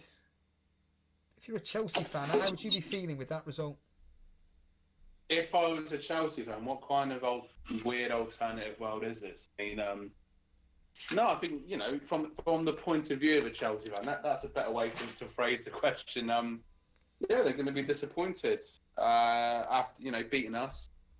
This seems to be how Chelsea's playing this season. They'll beat Spurs away, they'll beat us at the Emirates, and then they'll draw to Brighton, and they lost to Southampton previously. I think it's funny because remember what Phil was saying about Abraham a few weeks ago.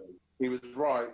He was right, wasn't he? I mean, I know he got an assist yesterday, but in terms of scoring, I can't remember what the specific bet was, but we were all saying he was talking rubbish, and he scored against us, didn't he? But apart from that, he's blanked at home to bloody Bournemouth and Southampton, and so yeah, I think they'll be disappointed, and I think Brighton are doing quite well this season. Graham Potter's set them up really well and seems to be getting the best out of his players. But in the race for the top four, that's a poor result. Yeah, Chelsea are now 5 points clear of Man United. The gap is closing. Chelsea's inconsistency of results as of late, their last six, lost 1, drawn. A bit similar to Man United, although a bit different. 1 drawn, lost, 1 lost. It does seem to be a toss-up between Chelsea and Man United. I mean, I've already mentioned the fact that I can't see Chelsea slipping up myself. Although it is only 5 points. When you look it up on screen as I've got it now, I'm just like, oh blimey, actually it's a lot more closer than what you think. Are Chelsea going to slip up, or do you think, no, that I think they're just going to edge this? In the top four, that is. The thing is, apart from Liverpool and Man City, I think teams are just, if you look at the fourth place team, so like the bottom half of the table, there's not much, was it like a 10-point gap or something? And it just shows like a lot of teams are just really inconsistent. And Chelsea are a classic example of that, in the sense they've got some, they've got some really talented players and get some great results. Then in games you expect them to win, they fall short. So I think just because the league is so inconsistent, I think they'll just about make the top four. And the fact that they've got this transfer ban lifted means they can strengthen in January. So I think that they will make the top four, but only just. Yeah, absolutely. I mean, moving on to fantasy football, I'll put your team up on screen right now. You're on 26 points. Everybody's pretty much in the same boat as you. God, I mean, there's a lot of fires in your team to be putting out. Heaton looked like he took a bit of a knock. Harry Kane, of course, we've already mentioned, looks like he could be out for a possibility of maybe at worst case scenario 6 weeks. If it is a hamstring injury, a serious one, but it didn't look too serious. But again, I'm no doctor. Jamie Vardy, we all know what happened there. He didn't play, but you've got your vice captain De Bruyne. You're gonna get Greenwood coming on for Vardy. Oh, brilliant! How do you feel about this particular game week, despite the fact that everybody's in the same boat as you? Just disappointed because this is the thing. The last, and I'm going to talk about this in a really weird way, but if me as an FPL manager was an FPL asset, I'd just be like, I'd return in one game, and I wouldn't return for another 3 game weeks. It's just, it's like Chelsea. It's inconsistent, and the last 2 game weeks were good. And then I'm just annoyed at myself for having a fair bit to drink on New Year's Eve, getting my phone out and looking at Grealish and not thinking about it logically, and taking him out and then him scoring and getting an assist. Because if I could have just had that, it's just these little differences, and that's what's frustrating. But I can't do anything about Vardy not playing or Kane getting injured. That's just sod's law. Yeah. The fixtures they had, good. That's not their fault. That's just the way it goes. But it's more the Grealish one. It's annoying. Why are out? Because I know he got an assist, but he's not been great. Grealish has been playing well and is struggling for the team. In that game, I expected Burnley to batter them up, really, rough them up and get a scrap a win or a draw. So, but like you say, sometimes you just got to look at what's the average? Like 27 so far, I think it is. Yeah, let's just quickly check. To be honest with you, I don't have a clue. Let's just quickly find out. And the simple answer is it's actually 27, but that's across the board. Yeah, so it's a poor game week, and when you're kind of like floundering in a cash mini league, it's obviously you've got Mane and TAA to play tonight, and there are a few players above me that don't have Mane, so there is something there. But most of the only players, and it's disappointing, Steve. I mean, I just like Jason often says, you just want to, when you have a poor game, you just want to do something about it straight away. But sometimes it's better just to sit back rather than to reactively, really. Well, the January, the second wild card is available. Sorry. Are you tempted to use it with the FA Cup coming up? It is very I've just said don't react too emotionally and kind of take your time and think things through, but it is tempting. It is very tempting, but I'm just thinking once again, double game week. Well, we've got game week very soon. Whether there'll be another one later, think about. But as you said about my current team, I have got problems. I feel like I've sorted out my defence. I think I just need a few little tweaks. Maybe it'll be another famous 4-point hit, maybe an 8-point.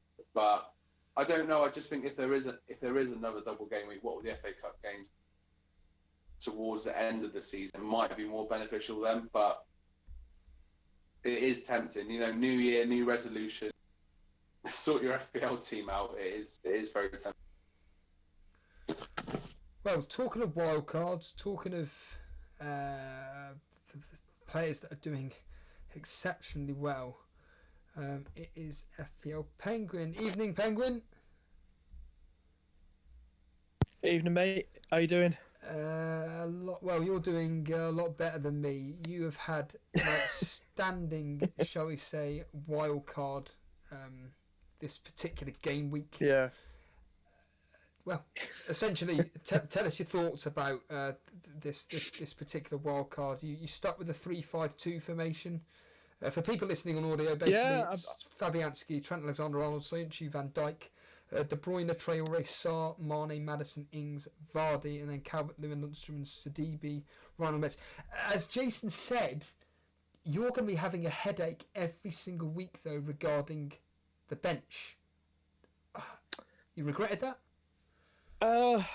Headache, as in, well, yeah, I know what you mean, because I'm looking at my game week 22 team, and I've kind of hit a brick wall, basically. At the moment, I've got Ryan, Van Dijk, Trent, and Danny Ings on the bench in my game week 22 team, trying to, it's Jason was on things like that. I've kind of made it hard for myself by having a too strong of a bench, and I'm gonna have to try and think about this, ready for next game week. You're only 9 points off fourth spot in the Cash Mini League as of yesterday. Yeah. And my maths is terrible. You're 37 or 38 points off top spot. You're 10 points clear of 6th place. Now, again, I know for a fact that we've got lots and lots of various captaincy fails and everything, and lots of subs coming on. I get all that. So at the moment, but we're just going to go on as it stands right now. The simple question is this: are you happy that you've used your wild card, or do you think you've used it too early, considering the quality of competitors around you? No, I don't regret it. I'm happy that I've used it early. Got it out of the way. I was planning for start December. I wanted to get it done with my team. I was looking at fixtures ahead. My team I had back then before I did the second wild card, and I just wanted to go ahead with it because I don't regret it. No, I don't regret it. My main thing was to get that bench right.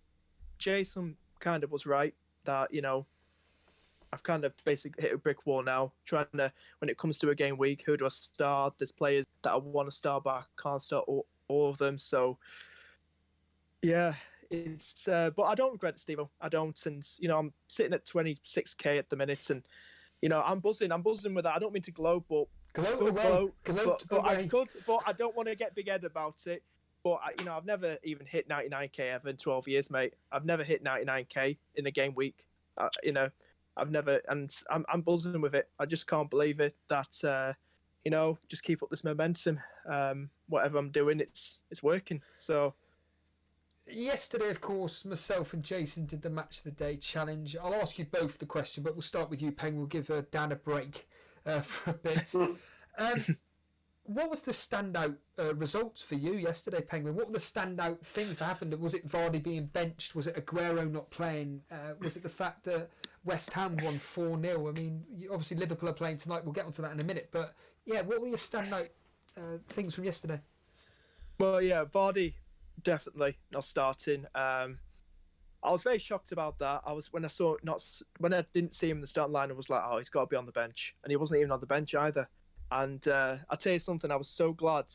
Well, even though my vice captain, Kevin De Bruyne, blanked, it's always important to choose a very good vice captain, even if, you know what I mean? It's always important to choose your vice captain. But, I was very shocked with that, with Vardy. I was very shocked. Other results, West Ham, David Moyes' first game, 4-0.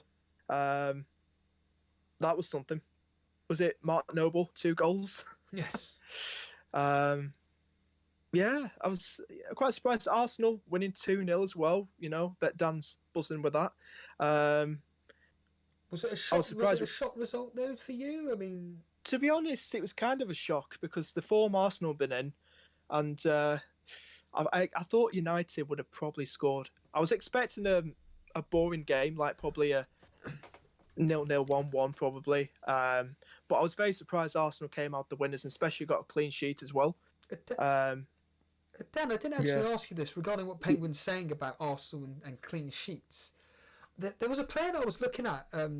a while back, but obviously I was shot down for it, and of course, with hindsight, it was a stupid move at the time. But I know he's injured, but Callum James was 4.4. But him aside, are Arsenal defenders worth looking into, or do you just think with Arsenal assets in general, just avoid?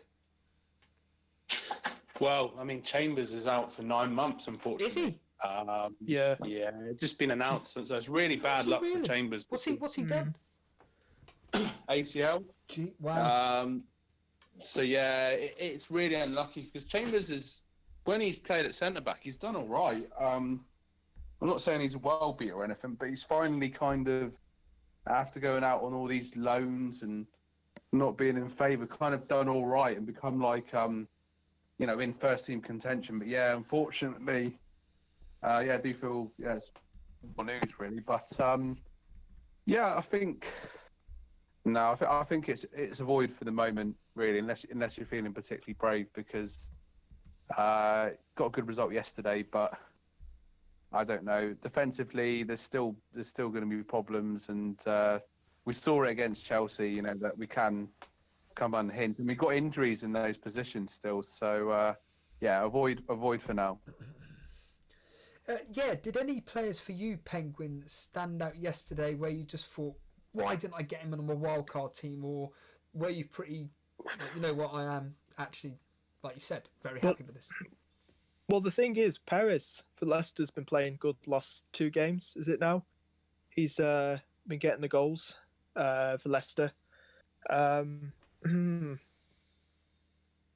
really, to be honest with you, Steve-O. Not really. Any players scored yesterday would have thought about bringing it. Whoa, Grealish. Actually, no, Grealish against your team, Burnley. He got an assist and a goal. I was thinking again, a wild card. I was just thinking, but I was thinking to myself, I think this game's going to be a boring game, like a 0-0. Burnley, Aston Villa. That's what I initially thought at the start, and got a goal and assist, and then people gone first on the bench, and Vardy doesn't play, so there you go. I don't know if this is official, but apparently Kane is going to be out for 4 to 6 weeks. Do you know any news, the Penguin, on Kane? No, I only know he's injured. Okay. Yeah, that's it. fair enough. Of course, Southampton beating Spurs. Danny Ings getting the goal again. Yeah. What were you thinking? Oh, I loved it. Well, Danny Ings is in my team. I do really like Danny Ings, not just because he played for Liverpool. I liked him before he joined Liverpool, but Danny Ings is in very, very good form. I would like to see him in the England team if he keeps up this good form. Maybe in the Euros, there has been talk. I've heard, because he is a very, very good player. He's very pacey. He's a very good clinical finisher. And, I can just see him continue this great form for Southampton. Dan, I know you're a huge advocate, well, not advocate, but you're a supporter of England and everything. Your thoughts immediately on it's not just Penguin that I've heard say this, but I think Vince Chapman has said it as well. Danny Ings for England. Yeah, 100%, man. I mean, as I said, that goal he scored against Spurs was ironically like Gascoigne's goal. I don't know if everyone's going to remember it that's a bit younger, but when he flicked it over Colin Hendry's head and smashed it in, and it was like that against Vertonghen. He left Vertonghen on his backside, and he's all of a sudden he's just scoring left, right, and centre. He's turned into the Filippo Inzaghi of the Premier League in the modern era. So definitely, I mean, but I would, it's either him or Glenn Murray I want to get in the England squad as a backup to Kane. Glenn Murray? Are you serious, mate? I think Dan's being sarcastic. He's got. I think that's the Diet Water talking. I don't know. He got some history, Dan has with Glenn Murray. I've just I've completely forgotten my thought. Oh yeah, that's what I was going to ask. Penguin, are you going to be glad of this break that we have from the Premier League, or are you just a bit gutted that we ain't going to be having a quick turnaround next Saturday, or are you pretty happy that there isn't going to be any Premier League football this weekend? Oh, I'm glad. I'm exhausted. I think I said to Jason in the chat on one of the streams in December, I'm exhausted, mate. All these game weeks coming out of nowhere from the end of November till the New Year's Day. I mean, was it about 7, 8 game weeks crammed? I mean, it got a bit overwhelming. I'm glad there's a break. We've got another 8 or 9 days till the next game week. So FA Cup this weekend, so we can look forward to that. We don't have to be pressured to do our teams. I asked earlier on about who Dan thinks is going to be relegated. I asked members of the chat who they think was going to be relegated. A lot of people thinking Newcastle. Dan thinks it's either... he says Norwich, Burnley and either... remind us, Dan, it was Aston Villa and Newcastle. One of the two, wasn't it? You said? Yeah, I think Villa, because they can't defend. Oh. Immediately, your thoughts, Penguin, on the fact that on who's going to be relegated this season. If we're gonna agree that Norwich are gone, who are the other two? Do you think? Well, it's going to be interesting to see who these teams near the bottom buy this month in the January window. I found out on Sky Sports been announced that Villa are interested to get Batshuayi from Chelsea on loan, so that would be they do need to sort defence out a bit more. I think Bournemouth could probably go down. I think Watford might stay up. I think Norwich will go down. But I think Villa might stay up if they do get 2 or 3 new signings this month. They do need to turn things around. I think Burnley will just scrap it, just stay up. But Newcastle, I think they'll stay up as well. I think they'll just be where they are now, mid-table. But I think Norwich and Bournemouth are the two I'm thinking to get relegated this season. I asked Dan earlier, and I'll ask you: are West Ham assets now worth looking at? People like Felipe Anderson. You've already got Fabianski, but maybe I know it could be a big extreme, but you never know with Moyes and the fact that he likes to tighten things up. Do you think maybe doubling up on their defence, or do you just think just stick with the one? Especially, they've got a double game week as well coming up versus Liverpool and Leicester. Or do you just think stick with the one and then because Dan thinks Fabianski is probably the only one to own? I was saying this to the group I've been on Instagram. The only asset from West Ham I would get, that I've got, is Fabianski, because Bournemouth, compare them to like Leicester and Liverpool. I can't see West Ham doing much against Leicester, Liverpool attack wise. There's no really any standout player at the minute. Even if they won 4-0 against Bournemouth, I can't really pick an attacking player from their team that I would consider bringing in. I know there's Felipe Anderson, but there's no one, Steve.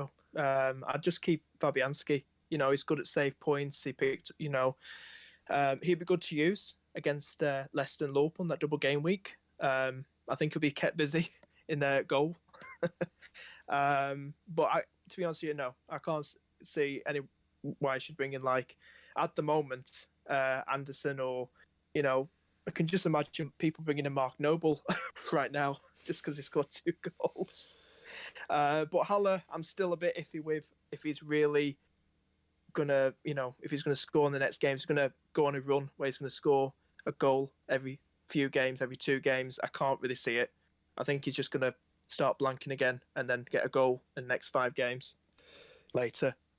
You're obviously doing extremely well this season, not only in the Cash Money League, but over in the overall ranking system as well. And Ryan Seachin, my Champions League head-to-head match rival for this particular game week, he says that afternoon, FPL Penguin, have you already designed any plan going forward into the blank game week and double game weeks towards the end of the season without having a second wildcard? And I'll just add to that.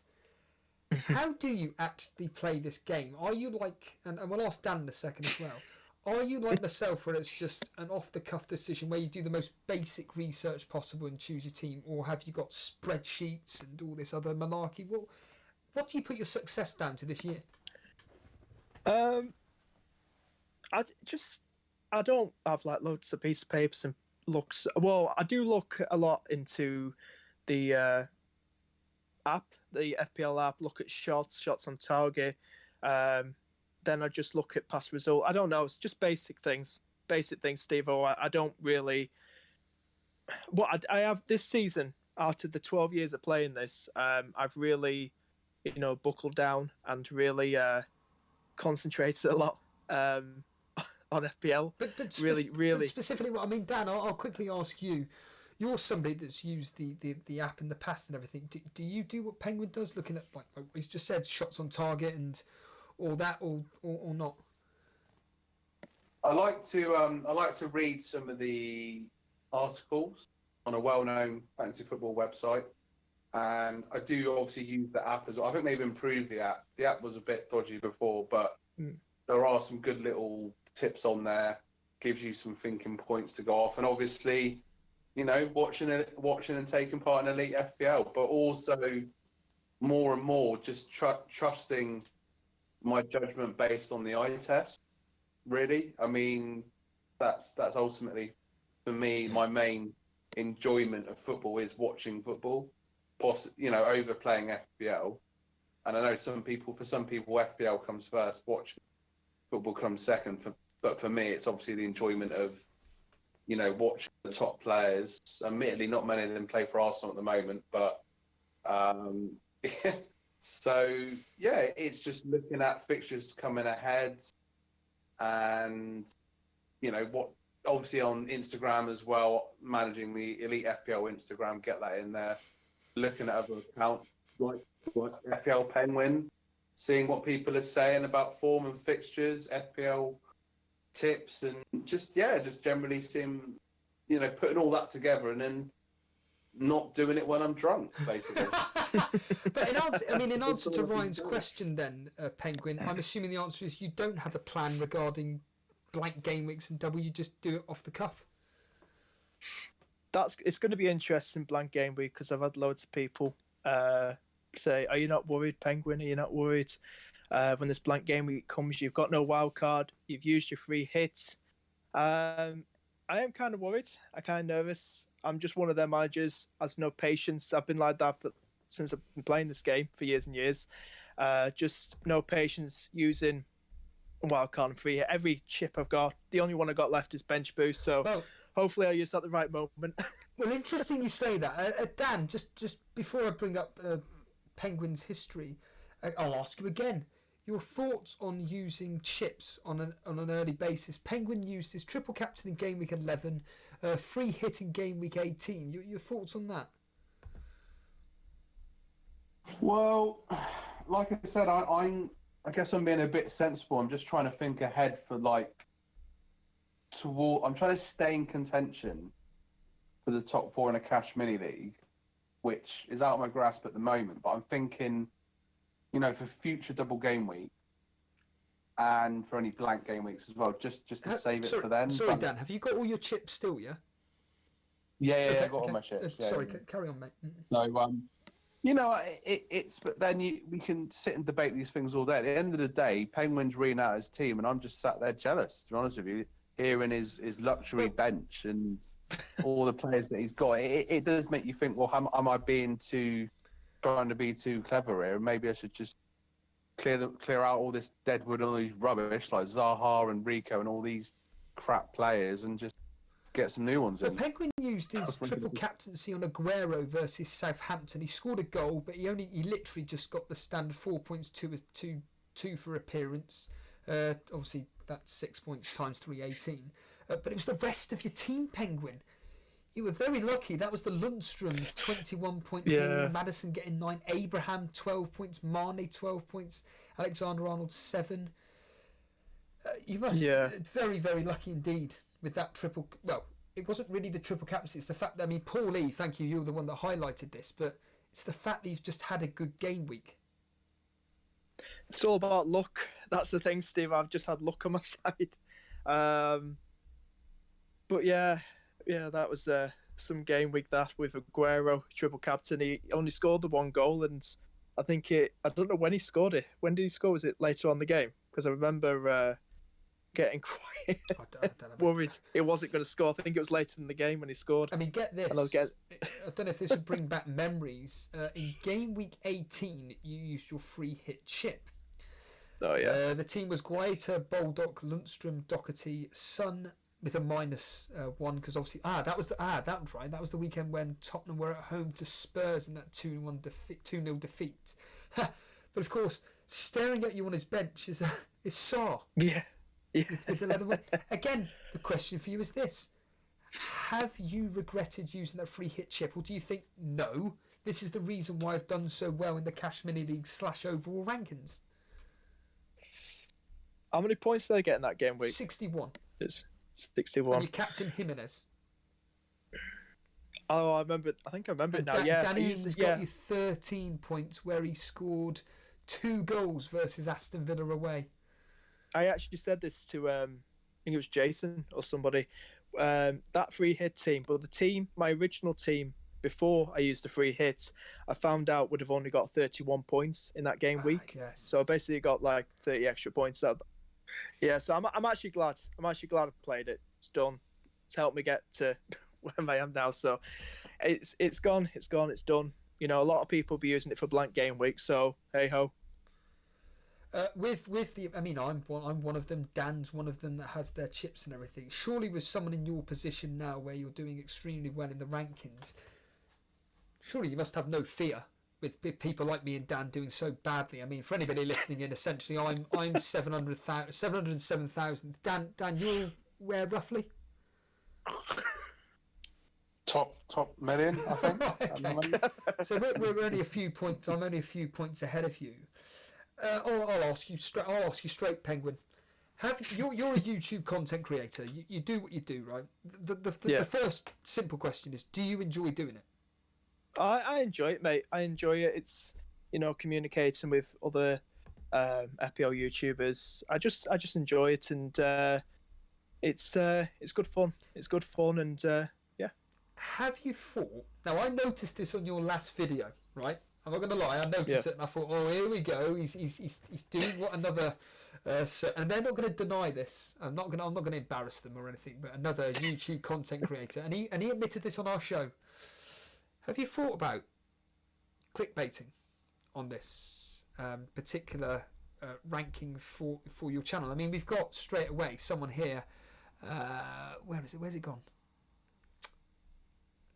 Here we are. Alex Hanmore is asking, what is your channel called? I mean, it's just FPL Penguin. Is that right, Penguin? Yeah, that's correct. That's it.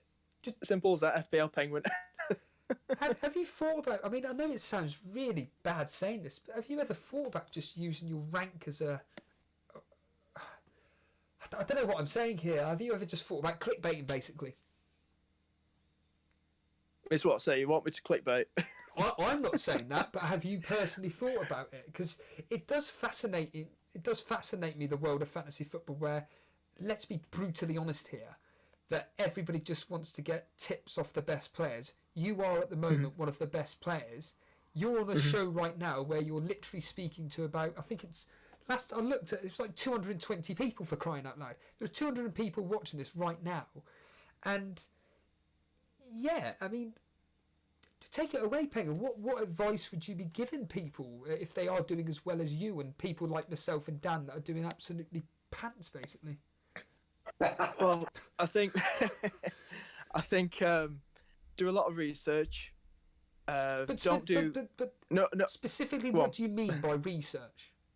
Just basically, just sit down, look at a laptop, open up a browser, just look at stats, look at, like I said, go into the FPL app, look at shots, not just that, look at, I don't know, just different stats, mate. Just look, go on, you know, and just research like that, and just really think about it. Don't do like silly transfers, you know, hits and stuff, or just like bad moves. I've been last few game weeks when I've wanted to bring a player in, or should I bring this player in for this game week? And I thought, no, that's what the old FPL Penguin would probably do, bring this player in. And I rethink it, and I go, hang on, right, look at this guy's stats, look at his form, look at his fixtures, what was it? And then also look at past results as well. Also from last season, if they played each other, the teams, and I go for that player. And sometimes, lot of the times this season, it's paid off.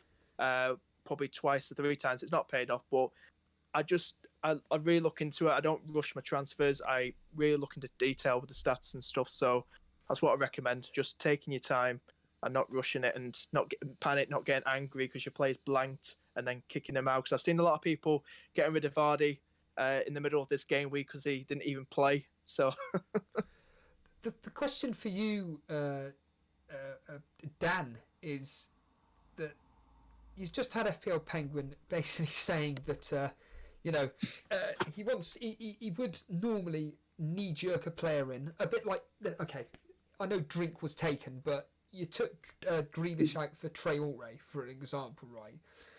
But what Penguins is saying is, if you've got that mindset, before you do that, go on the official app and actually look at the statistics and actually see if it's worth doing that transfer. What are your thoughts on that? Yeah, it makes a lot of sense, really. I think, like looking at previous fixtures, looking at heads-to-head from the history, because certain teams tend to do well against certain teams. Some teams sort of, have a good history against other teams, and I think there's a lot in that. I think, it's just having a more balanced approach to it. And your thing about the history, though, it just comes up like Jesus yesterday against Everton, so often. I know what Penguin means. It is knee-jerk. It's hard not to, like Traore feels a bit knee-jerk to me now, actually, as well. So I think sometimes just taking away all the, how to say this, kind of looking at it, the facts in front of you, rather than buying into the hype for certain players, can help you make better decisions in the long run. Penguin, the question for you that I have that just immediately comes to the top of my head is this. So you've just mentioned about delving deep into the well, not quite delving deep, but you know what I mean, looking at the statistics and everything. Yeah.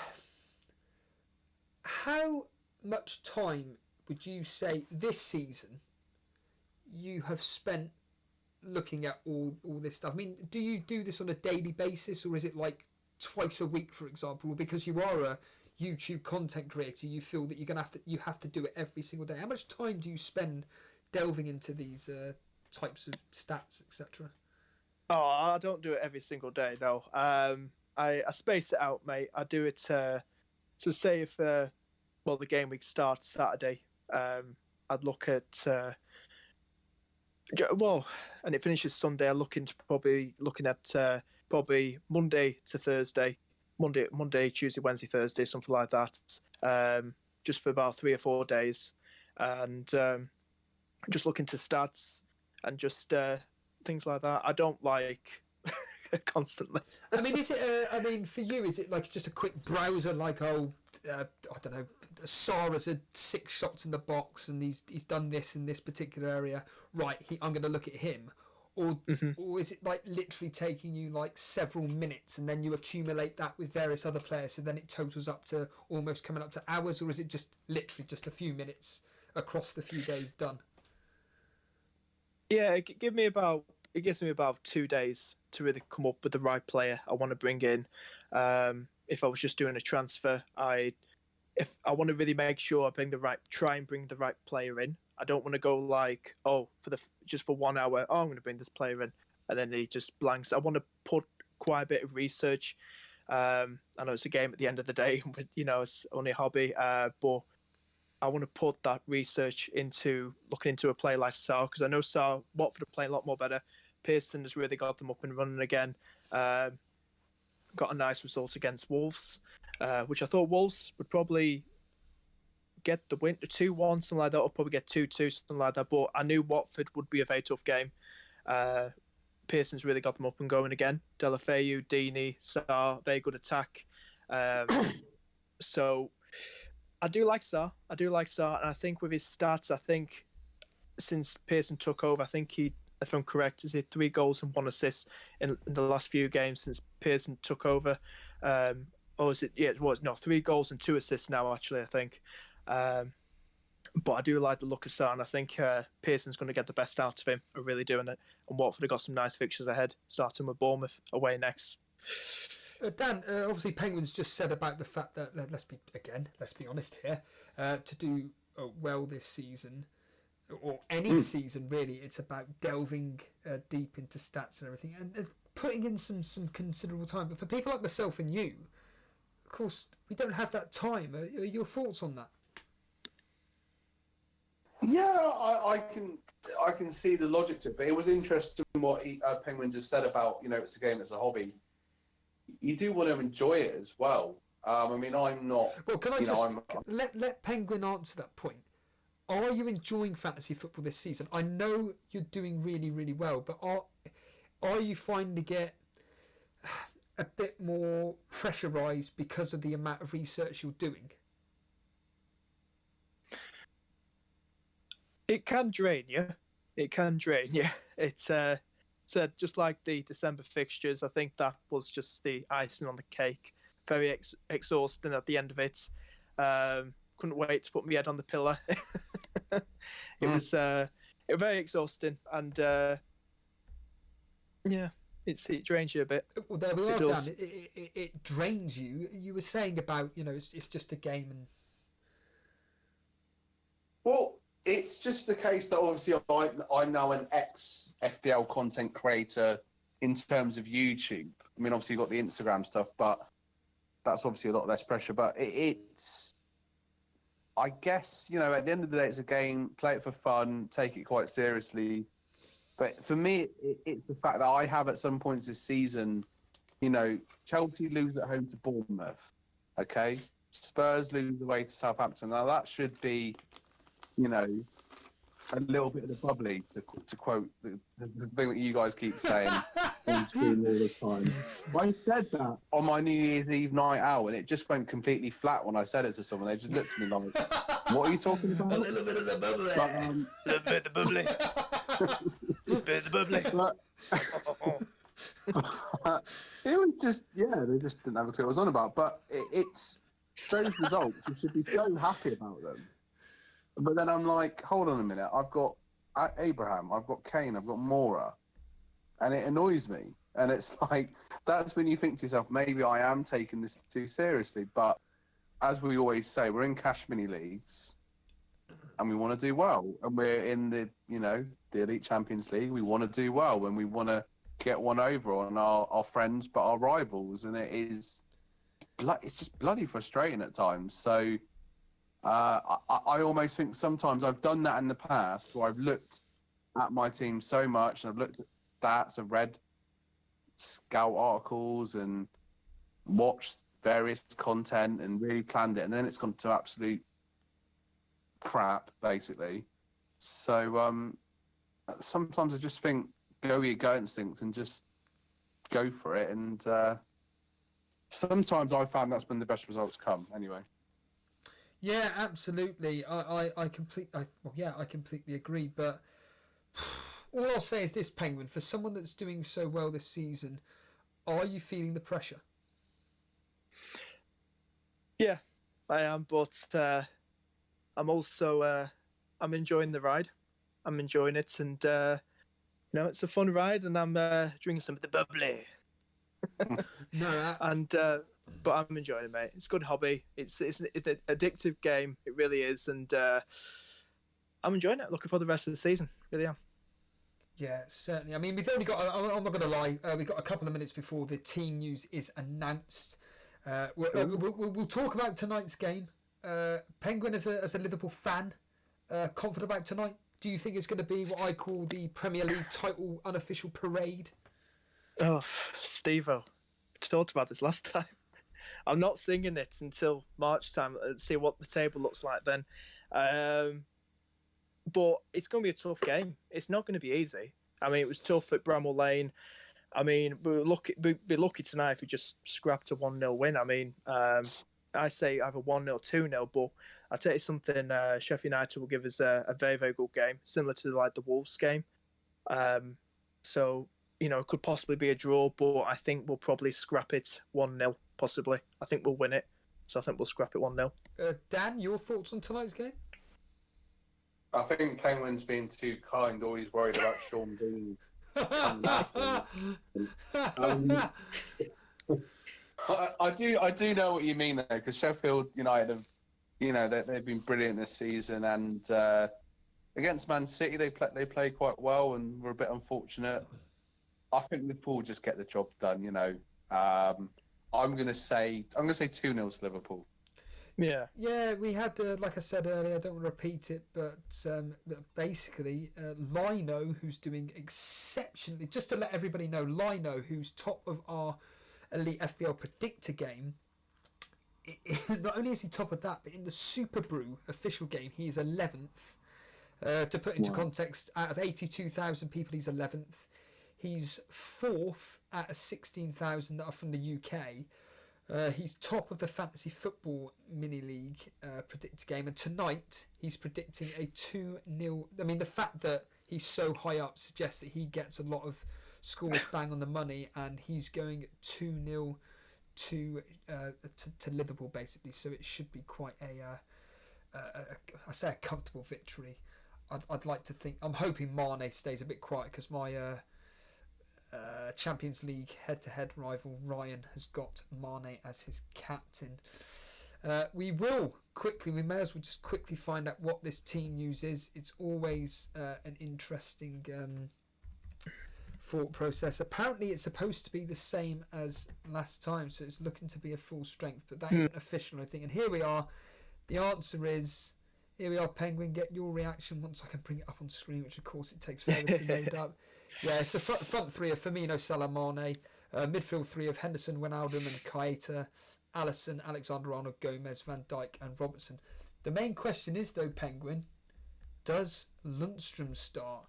And he does. He does. Is that... Yeah, I can see it on One Football. Yeah, here we are. Brilliant. Sheffield United's team in full. If I can read it, blimey, that's small. That's small. It's... God, the way they've done this on screen, I'm sure people can see it. On screen. Henderson in goal. And I can barely read it, if I'm honest with you, but I'm just going to go with the fact that, Lundstram does start, so happy days for everybody there with Lundstram, of course. That's pretty much of it. So that means then that I'm going to have a full 11 playing. Dan, will that you haven't got Lundstram tonight, have you? He's on the bench. He's on the bench, yeah. So yeah. I've got a feeling Van Dijk will score tonight. Well, just a very, very, very quick one. At me when it happens. I'll ask you immediately. Are you going to be having triple Liverpool for game week 24? Yes, I will. Yeah, I'm going to keep it as is. And remind the audience who those three are. Trent, Van Dijk, and Mane. I'm actually somebody just for funds, thinking of bringing in Van Dijk as well. I know we're a bit. In fact, we'll talk about that another day. Dan, who do you think your triple up, if you will do a triple up on Liverpool players, will be? Well, I've got to get rid of Kane. I want to get rid of Moura. So I've got Mane and Trent Alexander-Arnold already. So yeah, I suppose the obvious one is Salah. I mean, are you going to really go into that double game week without him? I mean, who's going to do that? Very, very interesting indeed. Penguin, it's been an absolute pleasure having you on, and a very interesting insight into what you do. Just quickly plug your channel, mate. It's FPL Penguin on YouTube. Yeah, it's very simple, everybody. It's very simple indeed. Cheers, dude. And you can follow me on Instagram and Twitter at FPL_Penguin. There we are. If you want to write it, just write it in the chat. It's very simple, everybody. Cheers, listening mate. in. But cheers, enjoy Steven. the game, pal. There we are. There's FPL Penguin. We're talking of plugging, Dan. Do you want to plug the old Instagram page that you are in charge of for Elite FPL? Yes, of course. At Elite FPL. Give us a follow. And keep an eye on the stories, obviously, for when you guys are going live. Yeah, can you tell us what when you say keep an eye on the stories? I know that you mentioned something about music or something like this. I mean, what was that all about? Yeah, so with the music that I put on the stories, there's always like a theme as to why I put it on there. So when Southampton did well, Danny Ings, I had the Southampton song on there. For this one, I've got an Arsenal song on there, which was the Arsenal song that they used for the 1998 FA Cup final, when clubs used to bring out a song before the FA Cup final, and that was against Newcastle, and that was Hot Stuff. So that's going back over 20 years now, but I've used that song Obviously, for those that aren't familiar with Instagram stories, you can put music onto the story. I always put the link to the page in the story. So click on the link, look at the bio. The link's there, obviously, if you're new to the channel. But always, I just keep it up to date with any streams that are up there, and any different ideas, let me know. I mean, you guys obviously stream so much. Sometimes I do occasionally miss out the odd one here and there, but keep a tab on that, and it's just another way for people to reach out to us, really, or to you. Yeah, absolutely, Dan. That's a weird one to say. Dan, really appreciate you coming on tonight. Yes, just to say, obviously a happy New Year to everyone, and enjoy the game tonight. And thanks for having me on. Cheers, dude. Take it easy. That leaves me with to do the old admin. I'll do it as quickly as possible so we can all get out of here and you can all enjoy the Liverpool game, which is happening in an hour. Although I did find the comment by Gravy Dave quite amusing that I said it'd be a short stream and it ended 2 hours 5 minutes later. But yes, absolutely. So as Dan's just mentioned, if you want to follow us on social media, it's at Elite FPL. That's where we post on Twitter. Well, myself and Jason, we use Twitter, and like Dan's just mentioned, he's the one in charge of Instagram. So yes, just follow us on those two platforms. It's at Elite FPL. Predominantly on the Twitter page, we just put up funny videos of the streams, and SMZ comes up with some genius stuff, along with I saw James Bang, for example, putting up a video today. But yes, just follow us on Twitter. And I noticed someone, I forget who it was, but they did ask how do we find out about when the stream's going live, and I am trying to start posting on the YouTube channel, like a post for you guys. And of course, I always post on Instagram. I always post on Twitter, and then I immediately put into the Discord. And that's how Dan and Penguin have joined us through Discord. We take phone calls. It's down there. I can't even do it. There we are. It's down there. There's a clip, SMZ. It's right down the bottom. There's the link in the description. You just need to get in there, and you can be part of the wonderful community that Jason, I, and everybody here has built. It's been absolutely fantastic.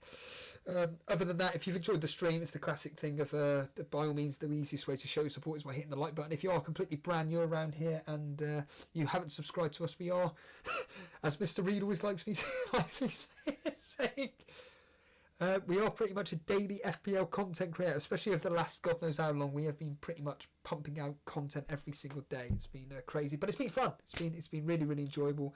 I think there's going to be a lot of downtime for me and Jason, although, remember, I know Jason was here.